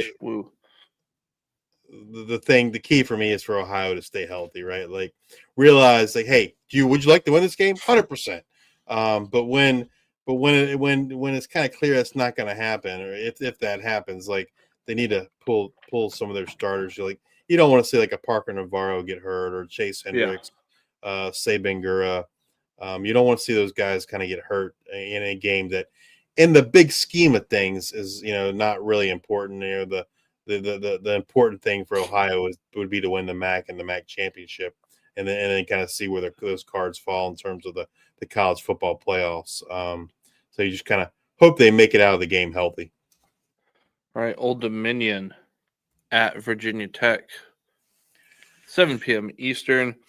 Justice will be tuning into this one. This is always a good one whenever they're at 7.5 is what they're favored by. 7.5, 51.5 over under. Man, Old Dominion versus Virginia Tech, always a good game. It's an in-state rival, and from a fan's perspective, I'd say this game has a little extra juice, just from the standpoint of, so Old Dominion and Virginia Tech had a long-standing. Basically, they played each other for the next 10 years. They signed it in 2022. I think it went out to 2032. Well, this offseason, they got renegotiated. And so all the home games against Virginia Tech that were remaining have gone away. So Tech's not going to play at Old Dominion again. And don't blame them. They have a losing record at ODU, right? They don't want to keep losing to ODU in Norfolk. So they got rid of that. And Matter of fact, I think there's only 2 games left. This game and one more left on the schedule with Virginia Tech. Obviously, both in Blacksburg. Like I said, a much bigger deal for fans, right? Because these players don't really care about us not playing, Tech every year till 2032. They're only here for a couple more years. But I think the fact that it's an in-state game, in-state rival, that does add some extra juice for the players. It feels like Brent Pry firmly on the hot seat, 0-2, and they don't look good. They have not looked good. They almost look like a team that's quit already, right? Hate to say that, but that's kind of like what Tech has looked like, and I hope they have, man, because I want to see Old Dominion go into Blacksburg and win the game. I think there's probably some Hokie fans that are also hoping that Old Dominion wins the game, and they want that to happen, and with the hopes that Brent Pry is fired immediately after the game. And I'm not joking when I say that. I think they're proud. There's definitely some Hokie fans, I think, that wish for that to happen so that Brent Pry is gone. Again, love to see it for Old Dominion. I'd like to see. I want to see like that the third quarter offense against North Carolina Central on display for a full game. Kind of like JMU, I think the Old Dominion defense is good. The offense is, especially the passing offense, that kind of still a work in progress. And hopefully they can make strides against Virginia Tech. We'll see. A big game at Lane Stadium. Lane Stadium's always electric, even more electric at a night game. They, play the Enter Sandman, and it's kind of iconic, right? But yeah, I'm hoping for Old Dominion win. This is not a good Tech team. I think this is probably one of, if not the best opportunities for Old Dominion to get a win at Blacksburg. We have not beat them at Blacksburg. They are undefeated against us at Blacksburg. And then we hold the edge in Norfolk, but this would be a great opportunity for them to kind of get that first win in Blacksburg for Old Dominion. All right, now let's move on over to Western Michigan at Illinois, 7 p.m. Eastern. Indiana, right? Oh, Nope. I got the graphic wrong. Go. Number 9, Illinois. Illinois is favored by 27.5. Over under set at 50.5. I assume Illinois will take care of business. Illinois has looked pretty good this season. I was shocked with Western Michigan how they performed. So we'll just like I said, get out of this one healthy. Yeah. Somehow I don't know why I put Indiana on the graphic. Maybe it's because Indiana's schedule's out of conference schedule's pretty weak. I don't know. I was getting my eye Big Ten teams kind of confused there, but yeah, I would agree with you. Illinois should roll. I think Illinois is they're ranked number 11, right? So number 9. Okay, no, they're in top 10. Yeah, so they should roll over Western Michigan, especially a one-dimensional Western Michigan team. All right, let's move on over to Eastern Michigan at Kentucky. Kentucky favored by 24.5. I get Eastern Michigan hasn't looked great. They just lost to Rhode Island, I think it was. It was an FCS team. Not great. But Kentucky hasn't been like super awesome either. So I wouldn't, and Eastern Michigan throwing the ball a lot. Like I wouldn't be too afraid to take Eastern Michigan in the points, but I would probably just avoid it altogether. Yeah, Eastern Michigan. Kentucky favored 24.5. Over under set at 45.5. Yeah, Kentucky all day. All right. UMass at Iowa. Iowa favored by 35.5. Over under set at 43.5. That's a big number. Iowa offense team. Iowa has not put up a lot of points, so I feel like winning by 35.5 is a big number. But UMass lost to Bryant. Yeah, and they couldn't run the ball against Bryant. They couldn't run the ball against Bryant. Like, what are they going to do against Iowa? It's going to be ugly. let's just move on to the next game. We've got number 20 Utah at Wyoming, 8 p.m. Eastern. Utah favored by 22.5. Over under set 48.5. Familiar face going into Laramie. You got Devin Dampier quarterbacking the Utes. Wyoming 2-0, looking pretty good, running the ball pretty well. This one will be a fun game to watch, mainly because weird things happen in Laramie, especially at night. And I think Utah has a good chance to win the Big 12, or at least be in the Big 12 championship game. You mean So I'm just gonna. Big 12? Yeah, never mind. Sorry. So I'm just curious to see how Wyoming runs the ball. Sam Scott's been big lately. Caden Anderson has been throwing the ball well this last week. I just kind of want to see Gillenborg got on track this last week. I want to see how they fare against a top team. While I don't expect it to be like a win, I like I said, weird things happen in Laramie, and so I'm interested to see how this one plays out, I guess. Be interesting to see if Caden Anderson plays, right? After getting banged Big up hit. in week 2. For Wyoming to have a shot, I think he has to play, but they also could say, hey, well, like we're gonna need Caden later in the season. Like maybe they give him a rest. I don't know. Be interested to kind of see what happens there. And then I think the game everyone should have circled. We've got Duke at Tulane. Tulane favored by 1.5. Over under set at 54.5. Duke didn't look all that good against Elon, but then poured it on there towards the end. And then the Illini go in there and crush them this last week. I think Tulane gets it done against Duke. What was the line? Tulane 1.5. Over under 54.5. Yeah, I think I agree. I think Tulane gets another win, another P4 win. Unfortunately for them, well, does Tulane and South Florida play in the regular season? I'm not sure. That maybe they can settle it on the field, but I mean, early on, those look like the two.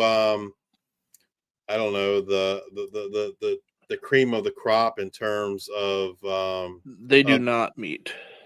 So they wouldn't play until the American Championship in theory, and so yeah, with how cool would that be, right? Like, they both are, let's say that, just say for the sake of argument, they're both undefeated going to the American Championship, and then it's basically a winner take all kind of deal. And maybe if they're both undefeated at that point, maybe they both have a strong case. Especially if Tulane, let's say South Florida goes undefeated, Tulane beats them in the American Championship. They're also undefeated. At that point, like, South Florida's got to easily be like in the top probably 8, 7, something like that, right? And so maybe they both could potentially sneak into the college football playoffs. Like, that would be insane, right? Not only to have 2 G5s, but to have 2 G5s from the same conference. I realize I'm getting way ahead of myself, but I don't know. It's just cool to think about. Another game that I think the P4 is on upset alert. Texas State at Arizona State, 10:30 p.m. Eastern. Arizona State favored by 15.5. Over under set at 57.5. That's a large number. Texas State's defense doesn't look awful, and Arizona State didn't look all that great against Mississippi State. I think the Bobcats have a chance to win this one. 100%. They like Kyson Brown got hurt for Arizona State. I personally don't think Mississippi State's a very good team. They are an SEC team, but I don't think they're very good. I was shocked that Arizona State lost that game, but yeah, I agree with you. It's another great potential for a G5 to win, and Texas State does it. They're making their case to be the G5 rep out of the Sun Belt, maybe win the Sun Belt in their final year in the conference before they go join the Pac-12.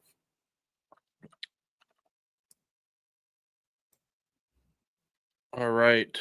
Now we're moving on to our Saturday G5 versus G5 games. Let's start off here with Memphis at Troy. We're at a noon kickoff Eastern. Got to go back and find those games. It's a big matchup for two G5s, right? You got the American against Sunbelt. We saw that last week with Tulane and South Alabama. Here's another game. Troy, as we mentioned earlier, played Clemson really tough. It's a home game for them. Memphis. I don't know. They've won. I don't know that I can necessarily say they've looked great in the wins. I mean, they've looked okay. They look good. I don't know. Like this game seems like a toss up to me. What's the line? Memphis 5.5 point favorites on the road. Over under set at 51.5. Yeah, man. It's. I don't know. I can see Troy squeaking this game out, but if they can play as tough as they played against Clemson, hopefully they come away from that Clemson game healthy and getting the home boost, so to speak, the confidence that they had against Clemson, and it should be a good game nonetheless. All right, MAC. We got some action on Saturday. Mid-American Conference matchup between Buffalo and Kent State. Buffalo's at Kent State, 12 p.m. Eastern. Buffalo favored by 21.5, over under set at 48.5. Give me Buffalo in this one. Yeah, I'm not sure it'll be very close. Yeah, Kent State, not very good. One of the worst teams in the G5, and yeah, I agree with you. Not much to say there. The one thing I guess I'm interested in seeing is Buffalo linebacker Deion Crawford did not play in week 2, so I'm interested to kind of see, like, was that like a precautionary thing, like they're just kind of like he's stopped for the week, or is there more? The good news, though, in terms of that, is this is a conference game, which means we will get an availability report. So we should know what the status of Deion Crawford is prior to the game, which is something you don't know for out of conference games. But yeah, that's probably the thing I'm looking to see the most in terms of, like, is he available for Buffalo or not? All right. This one will be a good one. UConn at Delaware, 3 p.m. Eastern. Delaware looked pretty good against Colorado in my eyes. Threw the ball pretty well. I think this one has a sneaky chance to be like a fairly high scoring game. 3 p.m. Eastern. UConn favored by 10.5. Over under set at 52.5. I think if I had to pick something, I might pick the over in the total, but I like UConn to win, but Delaware, like I said, looked pretty good last week against Colorado. Yeah, I think, like, to your point, it's a sneaky game. Like, I think people don't expect a lot out of Delaware, but I thought they played Colorado tough, and I think this is going to be a better game than folks just looking at the matchup, what they think it's going to be. And to your point, it could be a high scoring affair. Now, I think a game that will have a lot of eyes on it. Washington State at North Texas, 3:30 p.m. Eastern. Both teams are 2-0. And while I expect North Texas to win, they're favored by 4.5 points. Over under set at 58.5. I think the general public who doesn't follow G5 football like we do, and all of us degenerates that are in the chat and watching us on X and live on YouTube, or even listening to us, we kind of know what we've seen from Washington State, and I think people will associate, the old Washington State, and if they were to lose this, and it'll become like this bigger thing than it really is. I think it'd be, North Texas should win, and that's about it. I think so too. But the fact that North Texas had trouble against the Western Michigan running game does cause some concern, because that's what Washington State wants to do. And I think Washington State's probably better at running the ball than Western Michigan. So that is a little bit concerning. Hopefully Skylar Cassidy can get things figured out for that North Texas defense. But yeah, I tend to agree with you. I expect North Texas to win the game. Now, another game that is going to be interesting is Liberty is favored by 6.5 with an over-under of 51.5 over Bowling Green at Bowling Green. Bowling Green hasn't looked particularly good all year, but neither has Liberty. Yeah, neither one of them have looked great. I think it's a closer game than that spread. Yeah, I do too. Also probably doing the under at 51.5. Yeah, I would agree. It's going to be a low-scoring affair, and wouldn't shock me if Bowling Green wins. I think, both, like to your point, neither teams has looked really good, but I had higher expectations for Liberty than I certainly did for Bowling Green. And Bowling Green, it's a tough place to play. So, yeah, if Liberty loses this, like, they probably not going to bode well for them. I mean, I realize it's not a conference game, but it probably doesn't really bode well for them in terms of what to expect for their games in Conference USA. Florida Atlantic at Florida International, 6 p.m. Eastern. Battle of South Florida. Both teams are 1-1. FIU is favored by 2.5 over 58.5. FIU is favored. Yes. Wow, that's shocking. That is shocking. I realize FAU looked terrible against Maryland, but man, they I mean, I guess maybe they didn't look great a week this past that they won, but once again, Easton Messer has a million catches for 10 yards. But I'm shocked FIU is favored. I am. I mean, I'm so shocked that I think I might put some money on FAU in the points. Yeah, when I saw that, I was like, "Whoa!" I did not expect to see that one coming. I guess that's what you get for being at home. Yeah. Jacksonville State at Georgia Southern, 7 p.m. Eastern. This is going to be, I think, a good game. Georgia Southern can be staring at 0-3. If they can't figure out a way to I mean, we saw what Fresno State did on the ground against Georgia Southern. Yeah, unfortunately, they can't stop the run, and Jacksonville State's going to run the ball. Georgia Southern favored by 3.5 points, over under set at 57.5. Like you said, I look for Jacksonville State to run the ball and the points. Yeah, I mean, we saw what Fresno State did against Georgia Southern, and Jacksonville State's going to do the same thing, in terms of running the ball. So, yeah, man, can you imagine if Georgia Southern starts 0-3? That's rough for them. Very rough. Definitely not how you would see the season going with how many returning guys that they had coming back, especially on that defense. All right. Sun Belt conference matchup, big one. App State at Southern Miss, 7 p.m. Eastern. App State favored by 1.5 on the road. Over-under set at 54.5. App State's look good, man. What looks good? Throwing the ball, running wide the ball, receivers catching the ball, running everything looks good for App State. This is the App State I was kind of expecting to see last year. Yeah, in a sense of tossing the ball around. Southern Miss, obviously, pretty much Marshall at this point. They're finding their footing. Looked really good against Mississippi State, and then got trounced there in the second half. But yeah, this will be a good game. It should be a really good one. And I think it's again, there's going to be so many blowouts this week that I think this in terms of matchups that this is a game it's going to be a good competitive game. What did you say? What's the spread in this one? 1.5 for Southern Miss. App State.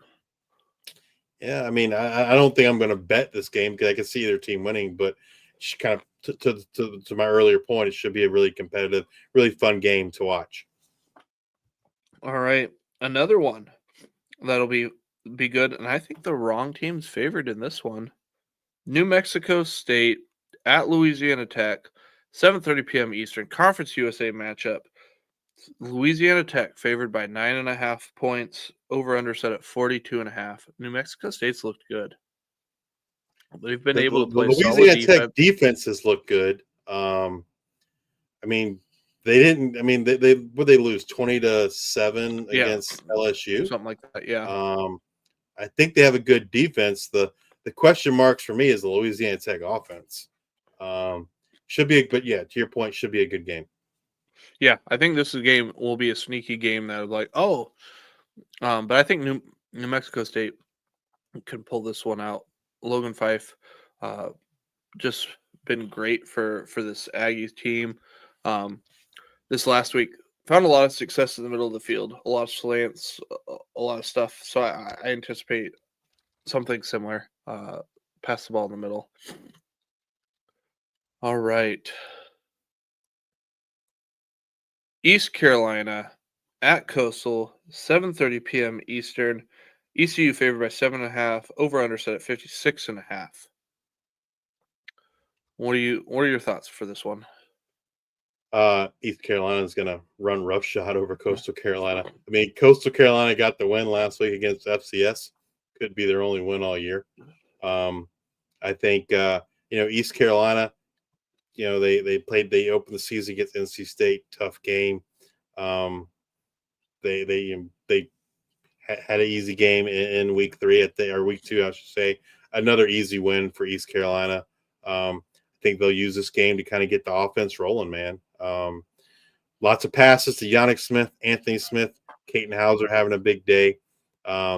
Sucks for Coastal, but I don't think they're very good. I don't think Coach Beck survives this season to see another. East Carolina rolls. All right. Navy at Tulsa, 8 p.m. Eastern. This is an American Conference matchup. We've got Navy favored by 13.5. Over under set at 53.5. Navy's going to run the ball. Navy's going to run the ball well. Tulsa's going to try to run the ball. I think Tulsa's improved, but I don't think they're improved enough to compete with Navy. Navy should win, and stay tuned to see if Kirk Francis is available. Like we said, he suffered a concussion in week 2, so he'll have to be cleared for this game. So it wouldn't shock me. You don't see him there, but Navy should win in convincing fashion, unfortunately for Tulsa. All right. Now, everyone should have this one circled on their calendars. Akron at UAB, 8:30 p.m. Eastern. UAB favored by 11.5. Over under set at 54.5. And you're saying, Luke, are you kidding me? And I said, no. This is a game you have to have circled. Why? Akron has yet to score a point this year, right? And we talked about how bad UAB's defense is. This the week we see Akron score points? Circle it, 8:30 p.m. Eastern. Let's see here. It is on ESPN Plus, so make sure you tune in. Does Akron score? Yeah, and maybe that's the caliber. It's like, okay, UAB's defense is really bad, and Akron scored on it. I mean, Alabama, like I said, Alabama State, week 1, it was like 45-43 or something, right, against UAB. Like, how crazy would it be, like Akron, who hasn't scored a single point, and this game ends up being 45-43 or something like that? Wouldn't shock me, given how bad the UAB defense is. But, This is going to be a wild one, I think. All right, our Mountain West Conference matchup here at the end of the night, 9:45 p.m. Eastern. Air Force at Utah State. This should be a good one on FS1. Yes. Air Force favored by 4.5. Over under set at 50.5. I like Utah State in this one, but Air Force points, is going to run the ball. Been playing, they're 1-0, played well. Utah State's been playing well. I think it was going to be an entertaining game to watch. Air Force, I think, is improved. But yeah, give me Utah State in this one, but one that everyone should check in. Absolutely. I mean, I think Utah State, Bronco Mendenhall. I think it's going to be a good game, good matchup, especially in the Mountain West.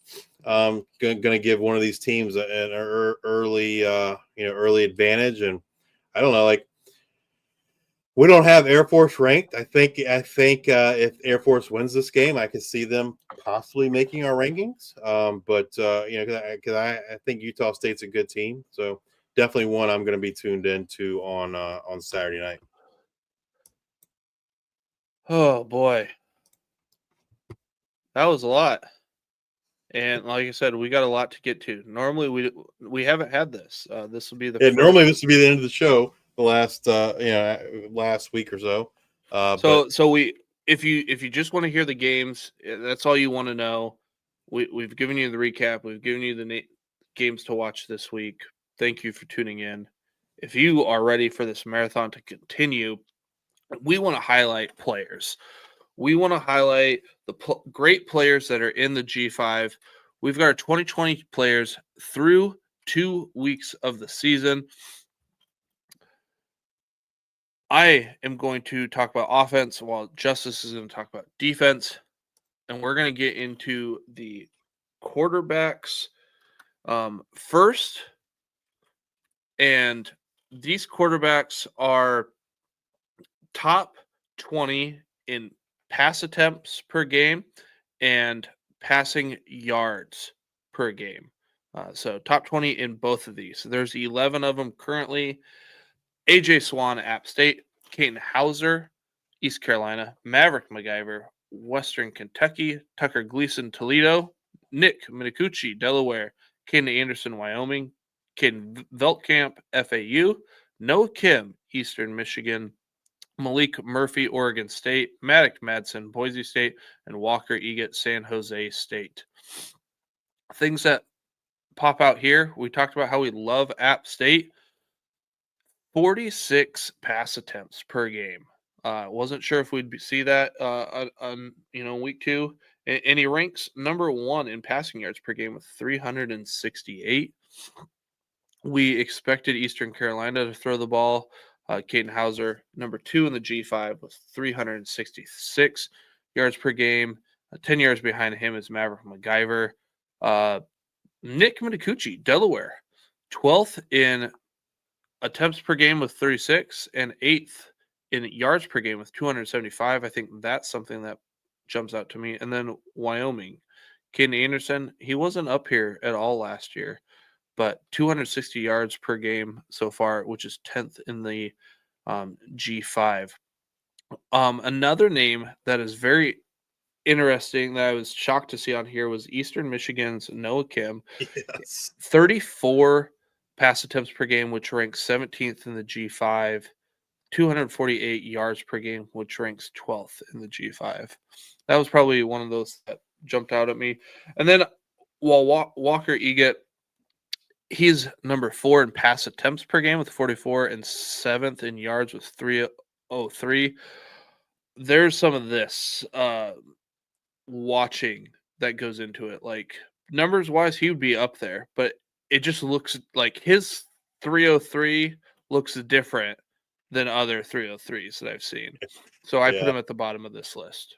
Yeah, I mean, to me, the shockers for me are Noah Kim and Walker Eget, right? Like, I don't know that they're good quarterbacks, but in these statistical measures, they do a lot. Part of that's the offense, the offensive system in Walker Eget's case. In Noah Kim's case, it's a fact of how bad Eastern Michigan is, and they're gonna be bad, and for them to win, from playing from behind, recipe for a lot of pass attempts, right?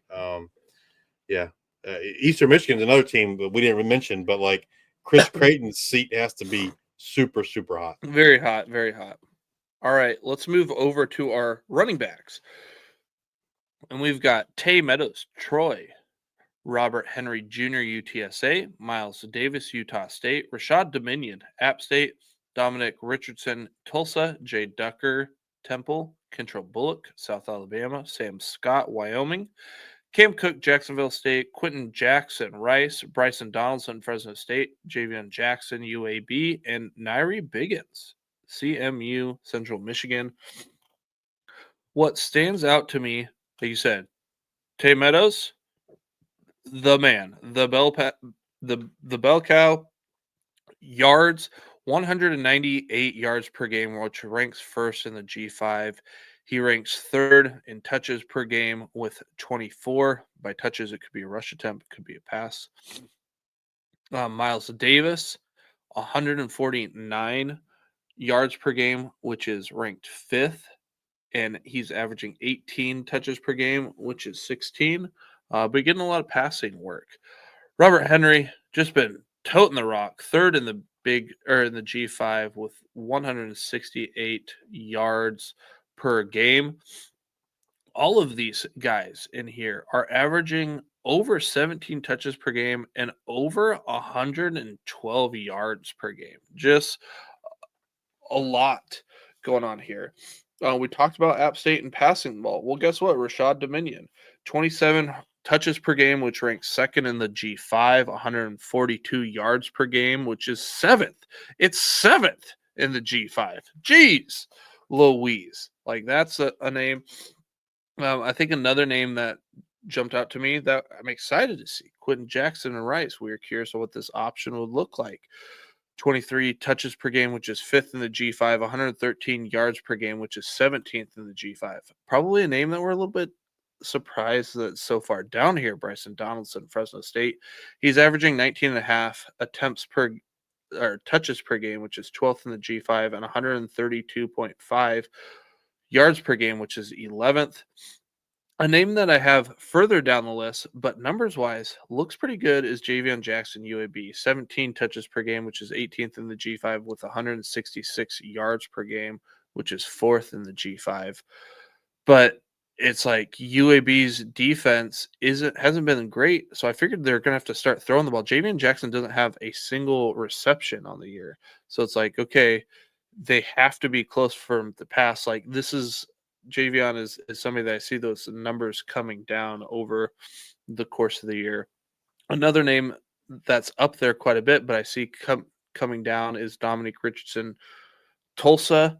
Yeah. He averages 21 rushes or touches per game, which is 8th in the G5, and he has 148 yards per game, which is 6th in the G5. But they've got some stiff competition coming up, so I would assume he will kind of come down as things go. Who's leading the G5 in touches per game? That's Sam Scott, Wyoming running back, with 29, and he's averaging 132 yards per game, which is 12th in which is 12th in the G5. Any names that stand out to you there? No, I mean, I was going to point out, like you said, I think Dominic Richardson's some fool's gold in terms of like what we've seen so far and what I expect moving forward. Like you said, the competition getting much stiffer moving forward for Tulsa. All right, let's move on over to our wide receivers. This list is the shortest I feel like it's been since we started this. This is year for wide 3. receivers, absolutely. I'm going through this, so I was like, man, like running backs killing it, wide receivers not so much. Danny Scudero, San Jose State. Chase Hendricks, Ohio. Jaquan Gibson, UMass. Trent Walker, Oregon State. Kenny Odom, UTEP. Chris Durr Jr., Wyoming. And Gabriel Benyard, Kennesaw State. All of these guys are averaging 9 targets or more per game, and they're averaging 97 yards or more per game as well. Kenny Odom, low band in this list in yards per game with 97, but he's getting 15 targets a game. Danny Scudero getting 13 targets per game and ranks number 1 in the G5 in receiving yards per game with 189. And the next closest is Chris Durr with 146. So that's 43 yards difference there. And he's getting 4 less targets per game with 9. The surprising name there, I think, is Gabriel Benyard in this run and hoot offense. 9 targets, which is 14th in the G5, 103 yards per game, which is 11th in the G5. Trent Walker, great again, like he was last year. 10 targets per game, 10th in the G5, 136 yards per game, which is 3rd in the G5.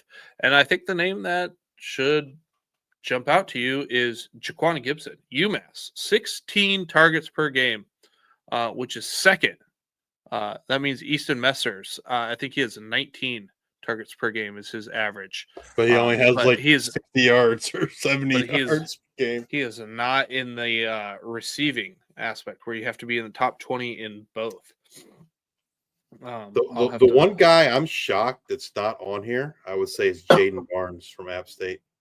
It's got to be it's got to be the targets for him that are keeping him off the list. Yeah, because he's getting a lot of the passes down the field. But yeah, Issa Messer, 19 targets per game, 87 yards per game. So that math is so he's 26 in yards per game in the G5. All right, let's move on over to the tight ends. We've got only 5 here. There are several more that are in that 2020, but it's like, okay, you've gotten 4 targets, and there's just so many people who are just at like these 4 targets. It's hard to feel to like differentiate them. So we just went with the top 5 that are in targets per game and receiving yards per game. Number 1, Jackson Warren, Colorado State. Number 2, Dorian Thomas, New Mexico. Number 3, is that App State again? It is Isaiah Cummings at number 3, Eli Finley, number 4 from Louisiana Tech, and then Durizio Riles, East Carolina, at number 5. Dorian Thomas follows up his week with another good week.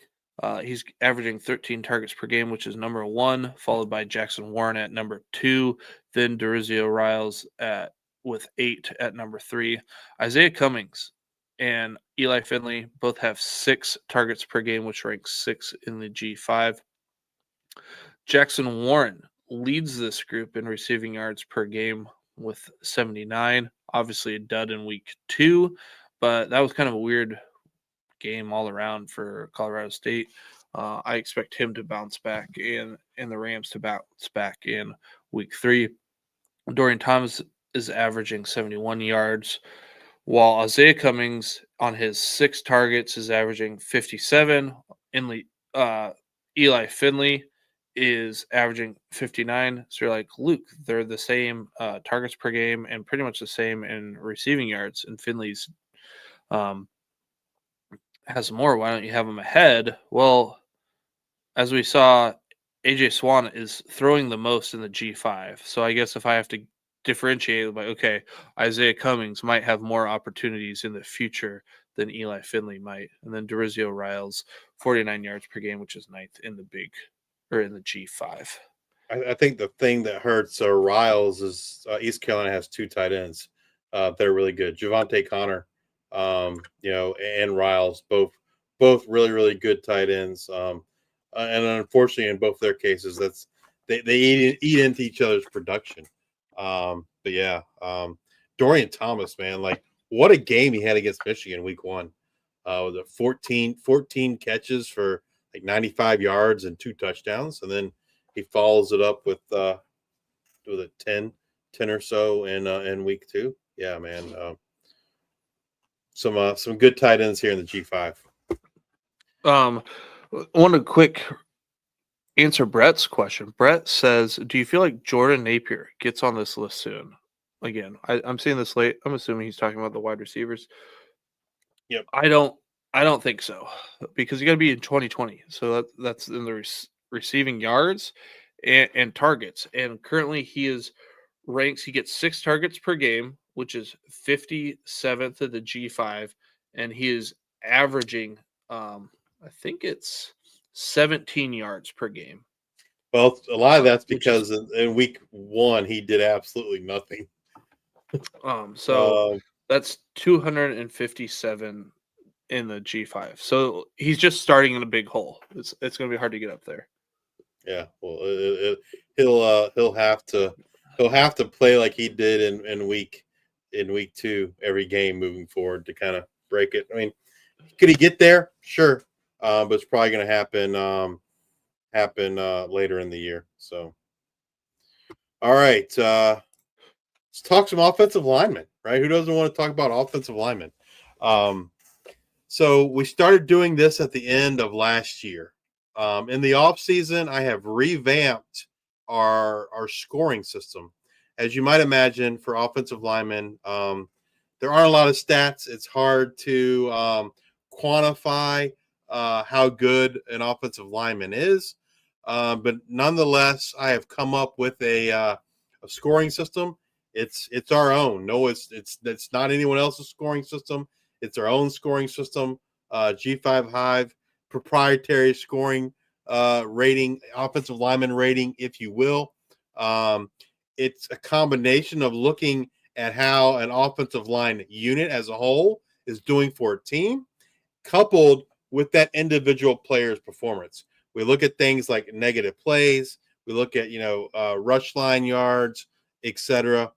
We come up with a rating.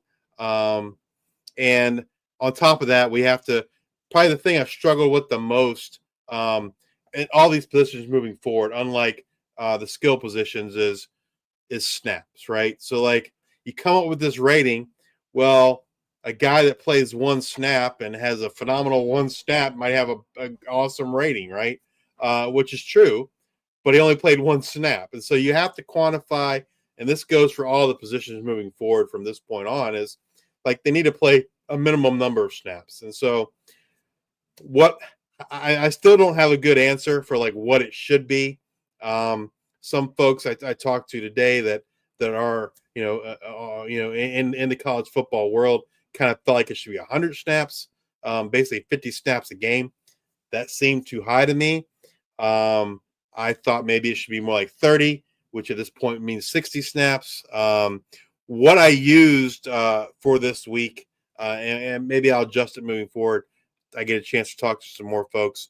Yeah, they used 80 snaps as the kind of the cutoff point. So from this point forward, all these guys we will talk about have played a minimum of 80 snaps.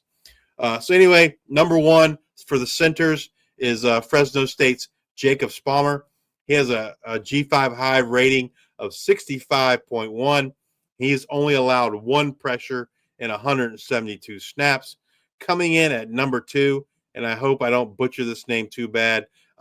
It's got to be the longest name in all of college football. Matter of fact, there I saw an article written about him, about it being one of the longest names in all of college football. But he plays for Colorado State. It's center Aitor Uriana. Oh, I don't want to butcher his name. Uriana Berenachea. Hopefully I didn't butcher that too bad. But anyway, his G5 Hive rating is 64.8, and he has a pressure per snap percentage of 2.8. Number three is Reed Williams, UNLV. He has a G5 Hive rating of 62.4. He's allowed two pressures and 190 snaps.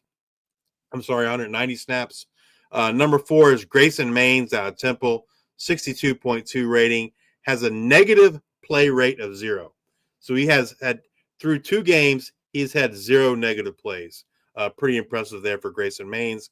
And then coming in at number 5 is Mason Randolph from Boise State, 62.1 rating, and he's allowed 4 pressures and 109 snaps. All right, moving over to the offensive guards. Again, same rating, same snap counts, 80 snaps.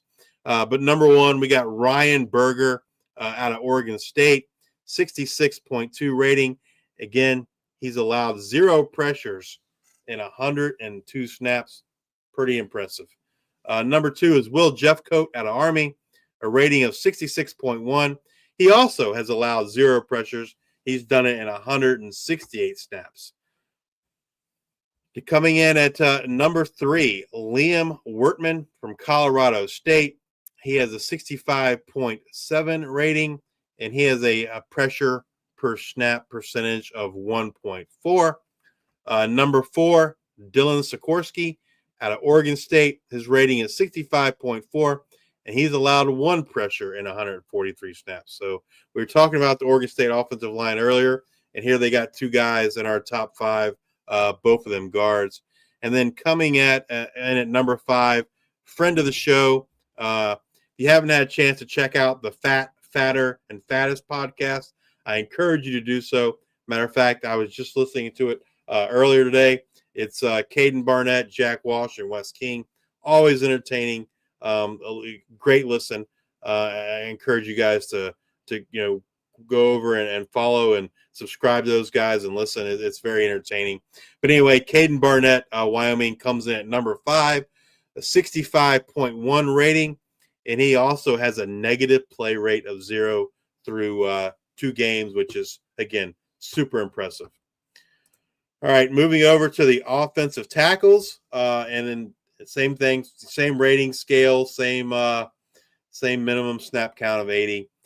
This guy has the highest rating of any G5 offensive lineman in our rating scale, and that's Ben Morawski from UConn. Has a 68.5 rating. He has a low negative play rate of 3.9%. Coming in at number 2 is Logan Moore from UAB, 66.2 rating. He has allowed 0 pressures and 124 snaps, which is pretty amazing given how much the passing that UAB offense has to do because of the defense. Coming in at number 3, Cage Casey, Boise State, 64.5 rating, has a negative play rate of 2.9%.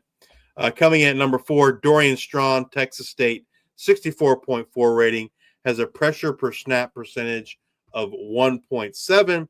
And rounding out the top 5 for the offensive tackles is Joseph Bourgeon, San Diego State, Big Joe, 64.3 rating, and he's allowed 4 pressures in 129 snaps.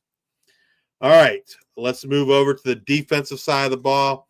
And for the defensive line, we look at havoc rate. Havoc rates, sacks, pressures, quarterback hits, run stops on 3rd and 4th down, basically causing, negative, big-time plays against the offense. And we're going to start with the defensive ends or the edges. Number 1 for us is William Whitlow Jr. out of Memphis.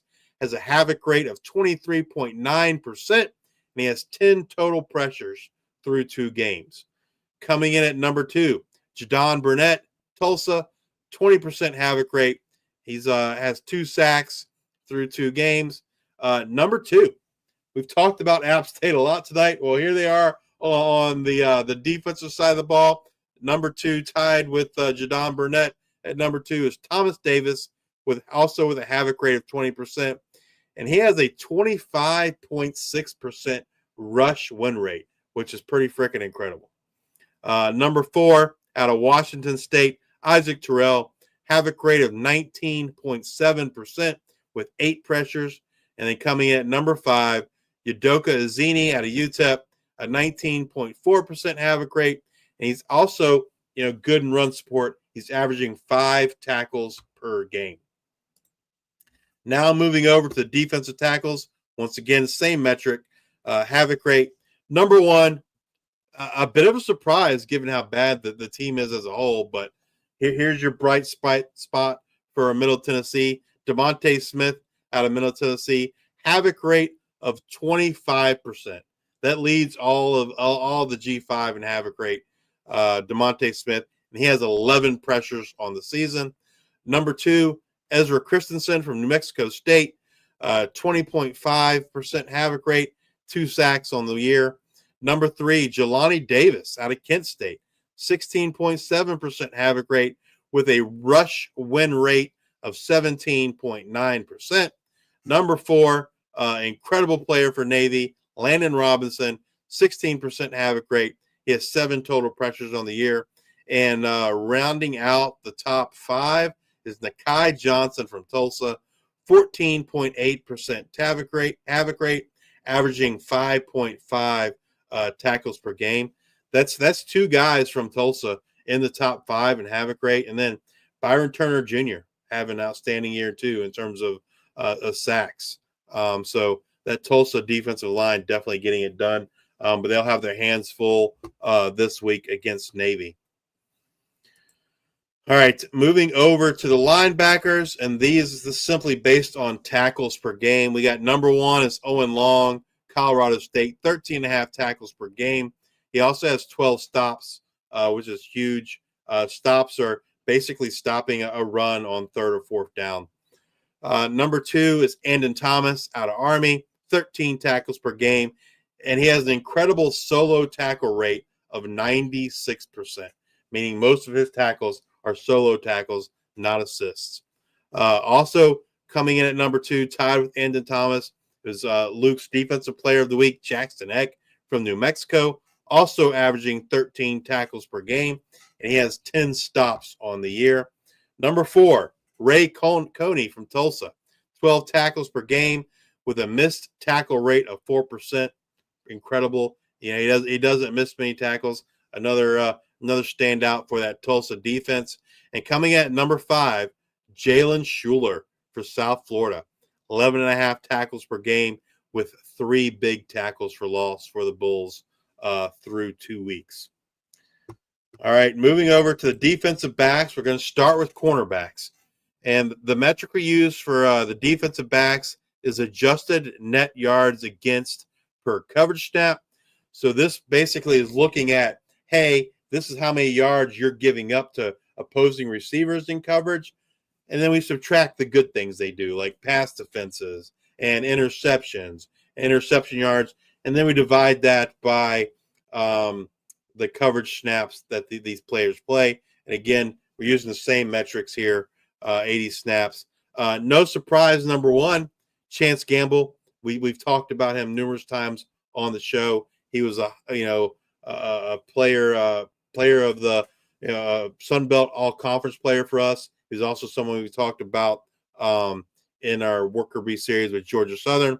But he has a adjusted net yards against of negative 0.82. He has 1 interception and 1 pass breakup on the year. Number 2 is Brandon Crutchfield out of Old Dominion, negative 0.79 adjusted net yards against per coverage snap. He also has 1 pick on the year. Number 3, Philip Hamilton of Navy, negative 0.71 adjusted net yards against per coverage snap. And he has a quarterback rating against him of 2.8. That's pretty impressive. Number 4, Amarian Williams out of Liberty, negative 0.59 adjusted net yards against. He also has an impressive quarterback rating against of 6.8. And rounding out the list for cornerbacks is number 5 is Jaquez White at Troy, negative 0.58 adjusted net yards against per coverage snap. And he has 1 interception and 1 pass breakup.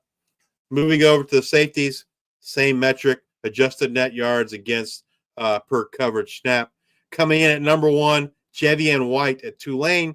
He has a negative 1.46 adjusted net yards against per coverage snap and 2 interceptions on the year. Coming in at number 2, DeMarco Ward from Memphis, negative 1.24 adjusted net yards against with 2 interceptions. Number 3, a guy that I expect to be drafted here come April, Emmanuel McNeil Warren out of Toledo, negative 1.18 adjusted net yards against per coverage snap. And again, an impressive quarterback rating against of 2.8. Number 4, second Tulane safety in this list. And we haven't even talked about Jack Chenchu, who's another impressive safety for Tulane. I've talked about numerous times that I think Tulane has the best defense in all the G5. But coming in at number 4, Kevin Adams III from Tulane, negative 1.15 adjusted net yards against per coverage snap. And he has a quarterback rating against of 0. That means like you're not doing anything against Kevin Adams III in Tulane, through 2 games in coverage. Equally as impressive, coming in at number 5, our second App State player, Elijah McCantos. He has a negative 1.07 adjusted net yards against, and he too has a quarterback rating against of 0. So these guys, not only doing it in run support as a safety, they're also locking down guys when they are in coverage. So kudos to them. And that's going to do it for our 2020 guys here after week 2. All right. So that does it for that portion of the segment. And if you've stuck with us this long, we are going to do the waiver wire honey for after week 2 for those people who play college fantasy football. We're doing a segment here at the very end to attract that crowd. And this will dwindle down as further we get into the season. But right now, Justice is going to give his quarterbacks. I'm going to give my quarterbacks. Then running backs, wide receivers, and tight ends. We're each, as of right now, we are going to pick 3 from each position, except for tight end. We'll do 2, and we want this to be 28% or less, 30% or less or than 30. less owns. Yep, less than 30. Yes, less than 30. And so you'll have to excuse us. When we made these picks, all these guys were 30% or less. However, like I know when we get to tight ends, there's one tight end, he's not 30% or less anymore. He's like 45% now. I don't remember what he was when I made the pick. I was in a waiver wire draft for the guys over at CFF Lists this week, and so I did my research on Saturday evening, and so I know all these guys were under 30 then. However, like I said, there's a tight end that's not under 30 anymore. And yesterday and until some point today, Fantrax, where it's the only place you can play college fantasy football. Interested in playing college fantasy football, check out Fantrax. But anyway, they had issues with their roster percentage, and so it caused some issues for folks in terms of doing waiver wire articles and shows this week. But nonetheless, let's without further ado, let's get to quarterbacks. So my number 1 quarterback, and when I talk about points for quarterbacks, these are based on 4-point passing touchdowns. Sorry, Froton.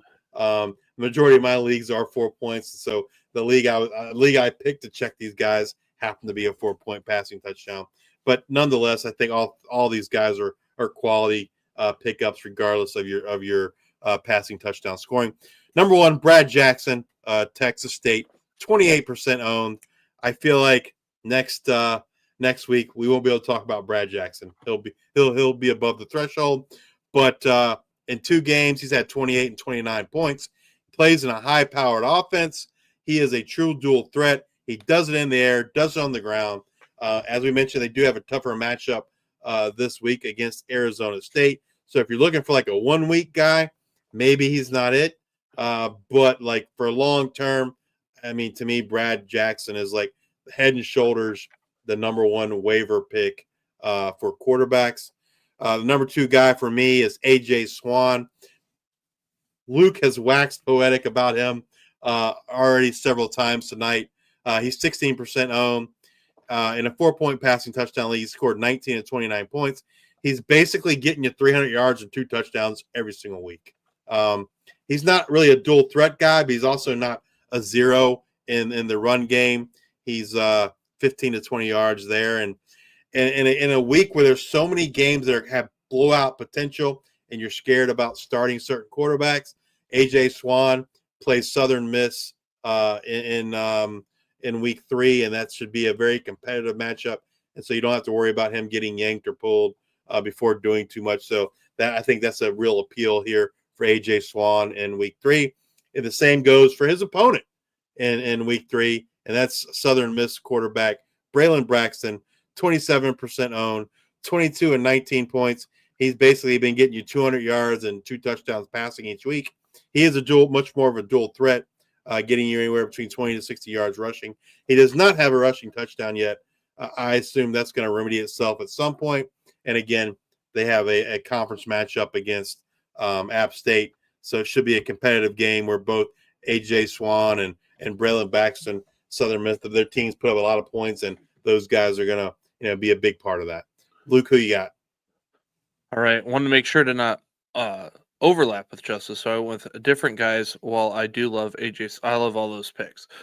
Jake Retzlaff, 21% owned, Tulane. He rushed for 113 and 64 and a touchdown on the ground in each of his last 2 games. While Justice went with 4-point passing touchdown, I went with 6-point passing touchdown. Shout out to Froton. 6-point passing touchdown. He scored 29.38 points and 21.4 respectively, the last 2 games. Brendan Lewis, 23 points per game. Brendan Lewis, 23% owned. Memphis, he's averaging 81 rushing yards per game. That's without sacks included. 26.06 and 20.64 points per game the last 2 weeks. And again, Brendan Lewis, a rushing threat. So if you happen to play 4-point passing touchdown leagues, Brendan Lewis an option there. And then, of course, Nick Minicucci, 4% owned, Delaware. They played Colorado, and he scored 16.98 points, which I thought was great. The week before, he scored 39.2. He's thrown for 270 and 312 in back-to-back weeks. He's averaging 8 rushing attempts per game, so I think he can get you an extra 2 or 3 points per game on the ground. And when he does take sacks, he doesn't take very many of them, and they're like 5 yards. Like he doesn't take a lot of sacks. So Nick Minicucci, 4% owned, Delaware, a name to know. Justice, who are your running backs? I was gonna say you want to lead us off on running backs? Sure, I can do that. Sam Scott, 20% owned, Wyoming. I told you he was leading the G5 in opportunities with 29 touches per game. He's currently ranks 12th in the G5 in yards per game with 132, and I think he can. He's got games of 13.2 and 15 the last 2 weeks. I think if you need a solid 4, Sam Scott is a pretty good pick. Javion Ducker, 13% owned, Temple. His last 2 weeks, talk about a floor, 15.3 and 14.7. Even Steven, steady Eddie. Ducker's averaging 21 touches per game and 133 yards per game, which ranked 8th and 9th in the G5 respectively. A guy I like short term, Dominic Richardson, 16% owned at Tulsa. We talked about the downside, in the coming over a season long, but he's scored 21.8 and 14.3 points per game the last 2 weeks. He's got 20 rushing attempts in back-to-back games. When you're looking for some opportunity, that's a great opportunity. He's also gone over 100 total yards in those contests too.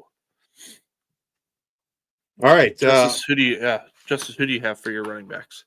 My first 2 guys, I don't expect to be able to talk about them next week. I think they'll both be over 30%. But got Sutton Smith out of Memphis, 25% owned.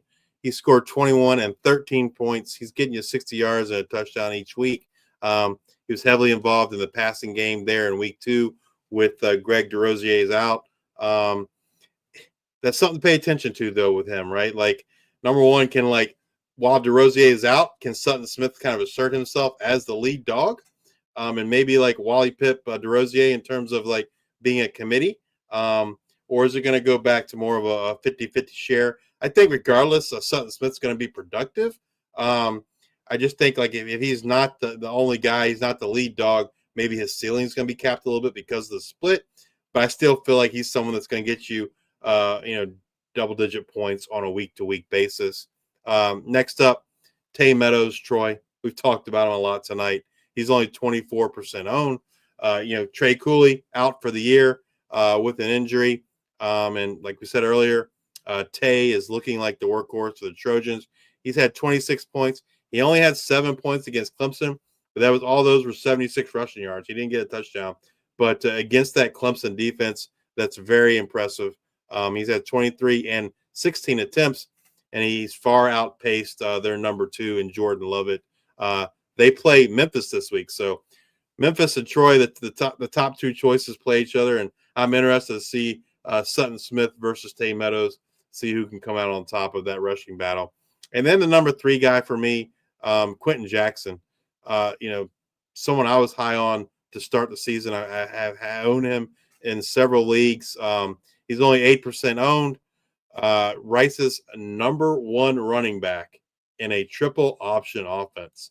And it's a triple option offense, like unlike maybe Navy and Army, where the quarterback doesn't run the ball very much. So that excites me even more. He got 16 points 18 points week 1 against Louisiana. He only had 5 points against Houston. But this week, they have Prairie View A&M. I expect Rice to feast. I expect Quentin Jackson to have a huge week here in week 3. All right, moving over to our wide receivers. So we've talked about UConn and their passing game and a good matchup this week against Delaware. So I have Skylar Bell as my number 1 pickup, 25%. He had an incredible 17 targets in week 2 versus Syracuse, and he has been just super consistent, 21 and 29 points. He's basically, all 3 of my guys are basically getting you 100 yards and a touchdown every week through the first 2 weeks. Like I said, he's the kind of the focal point of the passing offense for UConn. And, we talked about the Delaware game having some sneaky high scoring potential. Next up for me is Jaden Barnes, 15% owned out of App State. He's had 8 and 11 targets. He is their targeted guy, heavily targeted out of that slot. He's basically getting you 100 yards and a touchdown every week, 21 and 23 points. Again, as I said during the quarterback segment, they're playing Southern Miss, so a game where he's going to be relied upon. He's going to be needed, a very competitive game. So expect another big week out of Jaden Barnes. Number 3 for me is we talked about how bad the UAB defense is. We've talked about how much they have to throw the ball to win games. And so obviously, who else is this? Obviously it's good for Jalen Kitna. It's also good for Corey Milner, 16% owned. The number 1 receiver on an offense that has to sling the ball because the defense is so bad. He's had 11 and 6 targets, and again, 100 yards and a touchdown each week, 21 and 22 points. They play Akron this week. We talked about that maybe being a shootout. We saw what happened with Alabama State and UAB, so I expect another good week out of Corey Milner. What you got, Luke? All right, Jaquan Gibson, 60% owned. UMass, he was in that 2020 list. They've got Iowa, but he's had 25.2 and 17 points the last 2 games. He's second in the G5 in targets per game with 16 and second in the G5 in receptions per game with 12. And he's 6th in the G5 in yards per game with 132. You can bet that he will be targeted early and often this game against Iowa. Hey, who doesn't want a little bit more App State in their life? Dalton Stroman, games with 16.8 and 21.1. He's 6th in the G5 in targets per game with 12. His ADOT is 14.8. So feast or famine, both how much AJ Swann's been passing. Give me some Stroman. I like your pick there with Jaden Barnes. Pick your whatever you like. You like the huge ADOT, like App State, just giving everybody love. And then number 3, Donovan Fapel, 1% owned. Try to do a little dark horse here. New Mexico State, 14.9, 21.8. I like Fapel. Tyler King and AJ Williams have been out the last 2 weeks, and Fapel has benefited. He's averaging 8 targets, only 5 receptions per game, but 99 yards per game, which is 12th in the G5. So just an under the radar, you need somebody 1% owned. Go get you some Fapel. Go get New Mexico State. Justice, who do you want to start? Yeah, I'll let you start us off with tight ends. All right. Jackson Warren, 24% owned. Colorado State, bummer week 2 performance, 2.6 points. He's 2nd in the G5 in targets per game with 11. I expect him to bounce back. Jackson Warren going to be a big part of this offense moving forward. Isaiah Cummings, 1% owned. He's in that 2020 list. App State, 10.7 and 7.3 points per game, or points the last 2 weeks. He's averaging 6 targets per game in this pass-happy offense. Of those 6 targets, he's converting 5 for receptions, and he's giving you 57 yards per game, which is 6th most in the G5. I also like his ADOT at 8.2, 0 touchdowns so far. So if you can get a touchdown, you're cooking with all that work he's getting you in the receiving game. For me, number 1 guy, and this is the guy I was alluding to earlier. On Sunday, Saturday, after the games, he was under 30%. After waivers have run today, he's at 42% now. But that's Dorian Thomas out of New Mexico. It's go-to target there for Jack Lane, 14 targets versus Michigan, 29 points, 9 targets versus Idaho State, 10 points. They have UCLA this week, and if they're going to beat UCLA, Dorian Thomas is going to be a big part of that offense. And the number 2 guy, it's more of like a steady Eddie, and that's he was in the 2020 guys. That's Eli Finley, Louisiana Tech. He's had 5 and 4 targets and 9 and 6 points through 2 weeks. He is I think the lead receiver, the favorite target of quarterback Kukic there. They play New Mexico State this week, and so I look for Eli Finley to kind of give you that steady production. He's going to give you 9 to 6 points, and if kind of like Isaiah Cummings, he can get you that touchdown. He's going to get you double digits, but I feel like a lot of times we overlook guys like Eli Finley or Isaiah Cummings. They're just really steady producers, and that's what it's hard to find at tight end, right? It's hard to find the really elite guys, but like if you can't get an elite guy, you want a guy that's like steady, and that's what Eli Finley is. So, yeah, we made it. What a marathon! We did it. We did it. If you're watching us on YouTube, please hit that like and subscribe button. On X, give us a follow. And if you're listening to us on Amazon Music, Apple Podcasts, or Spotify, please subscribe and leave those 5-star ratings and reviews. We are so grateful for the immense amount of support we've received, and we sincerely thank each and every one of you. Be sure to join us next week as we discuss what happened in week 3. We look forward to what's coming in week 4, and always bring you up to date on the news and happenings from the world of G5 college football. Until the next time, we are the G5 Hive. One thing I just wanted to add to Brett's point. Yeah, we are working late. It's 1:11 a.m. Moving forward, we and Luke are going to we might do something different in terms of breaking the show up and doing it at different times versus going 2.5, 3 hours every week. So stay tuned for that. But yeah, thanks guys, and see everyone next week.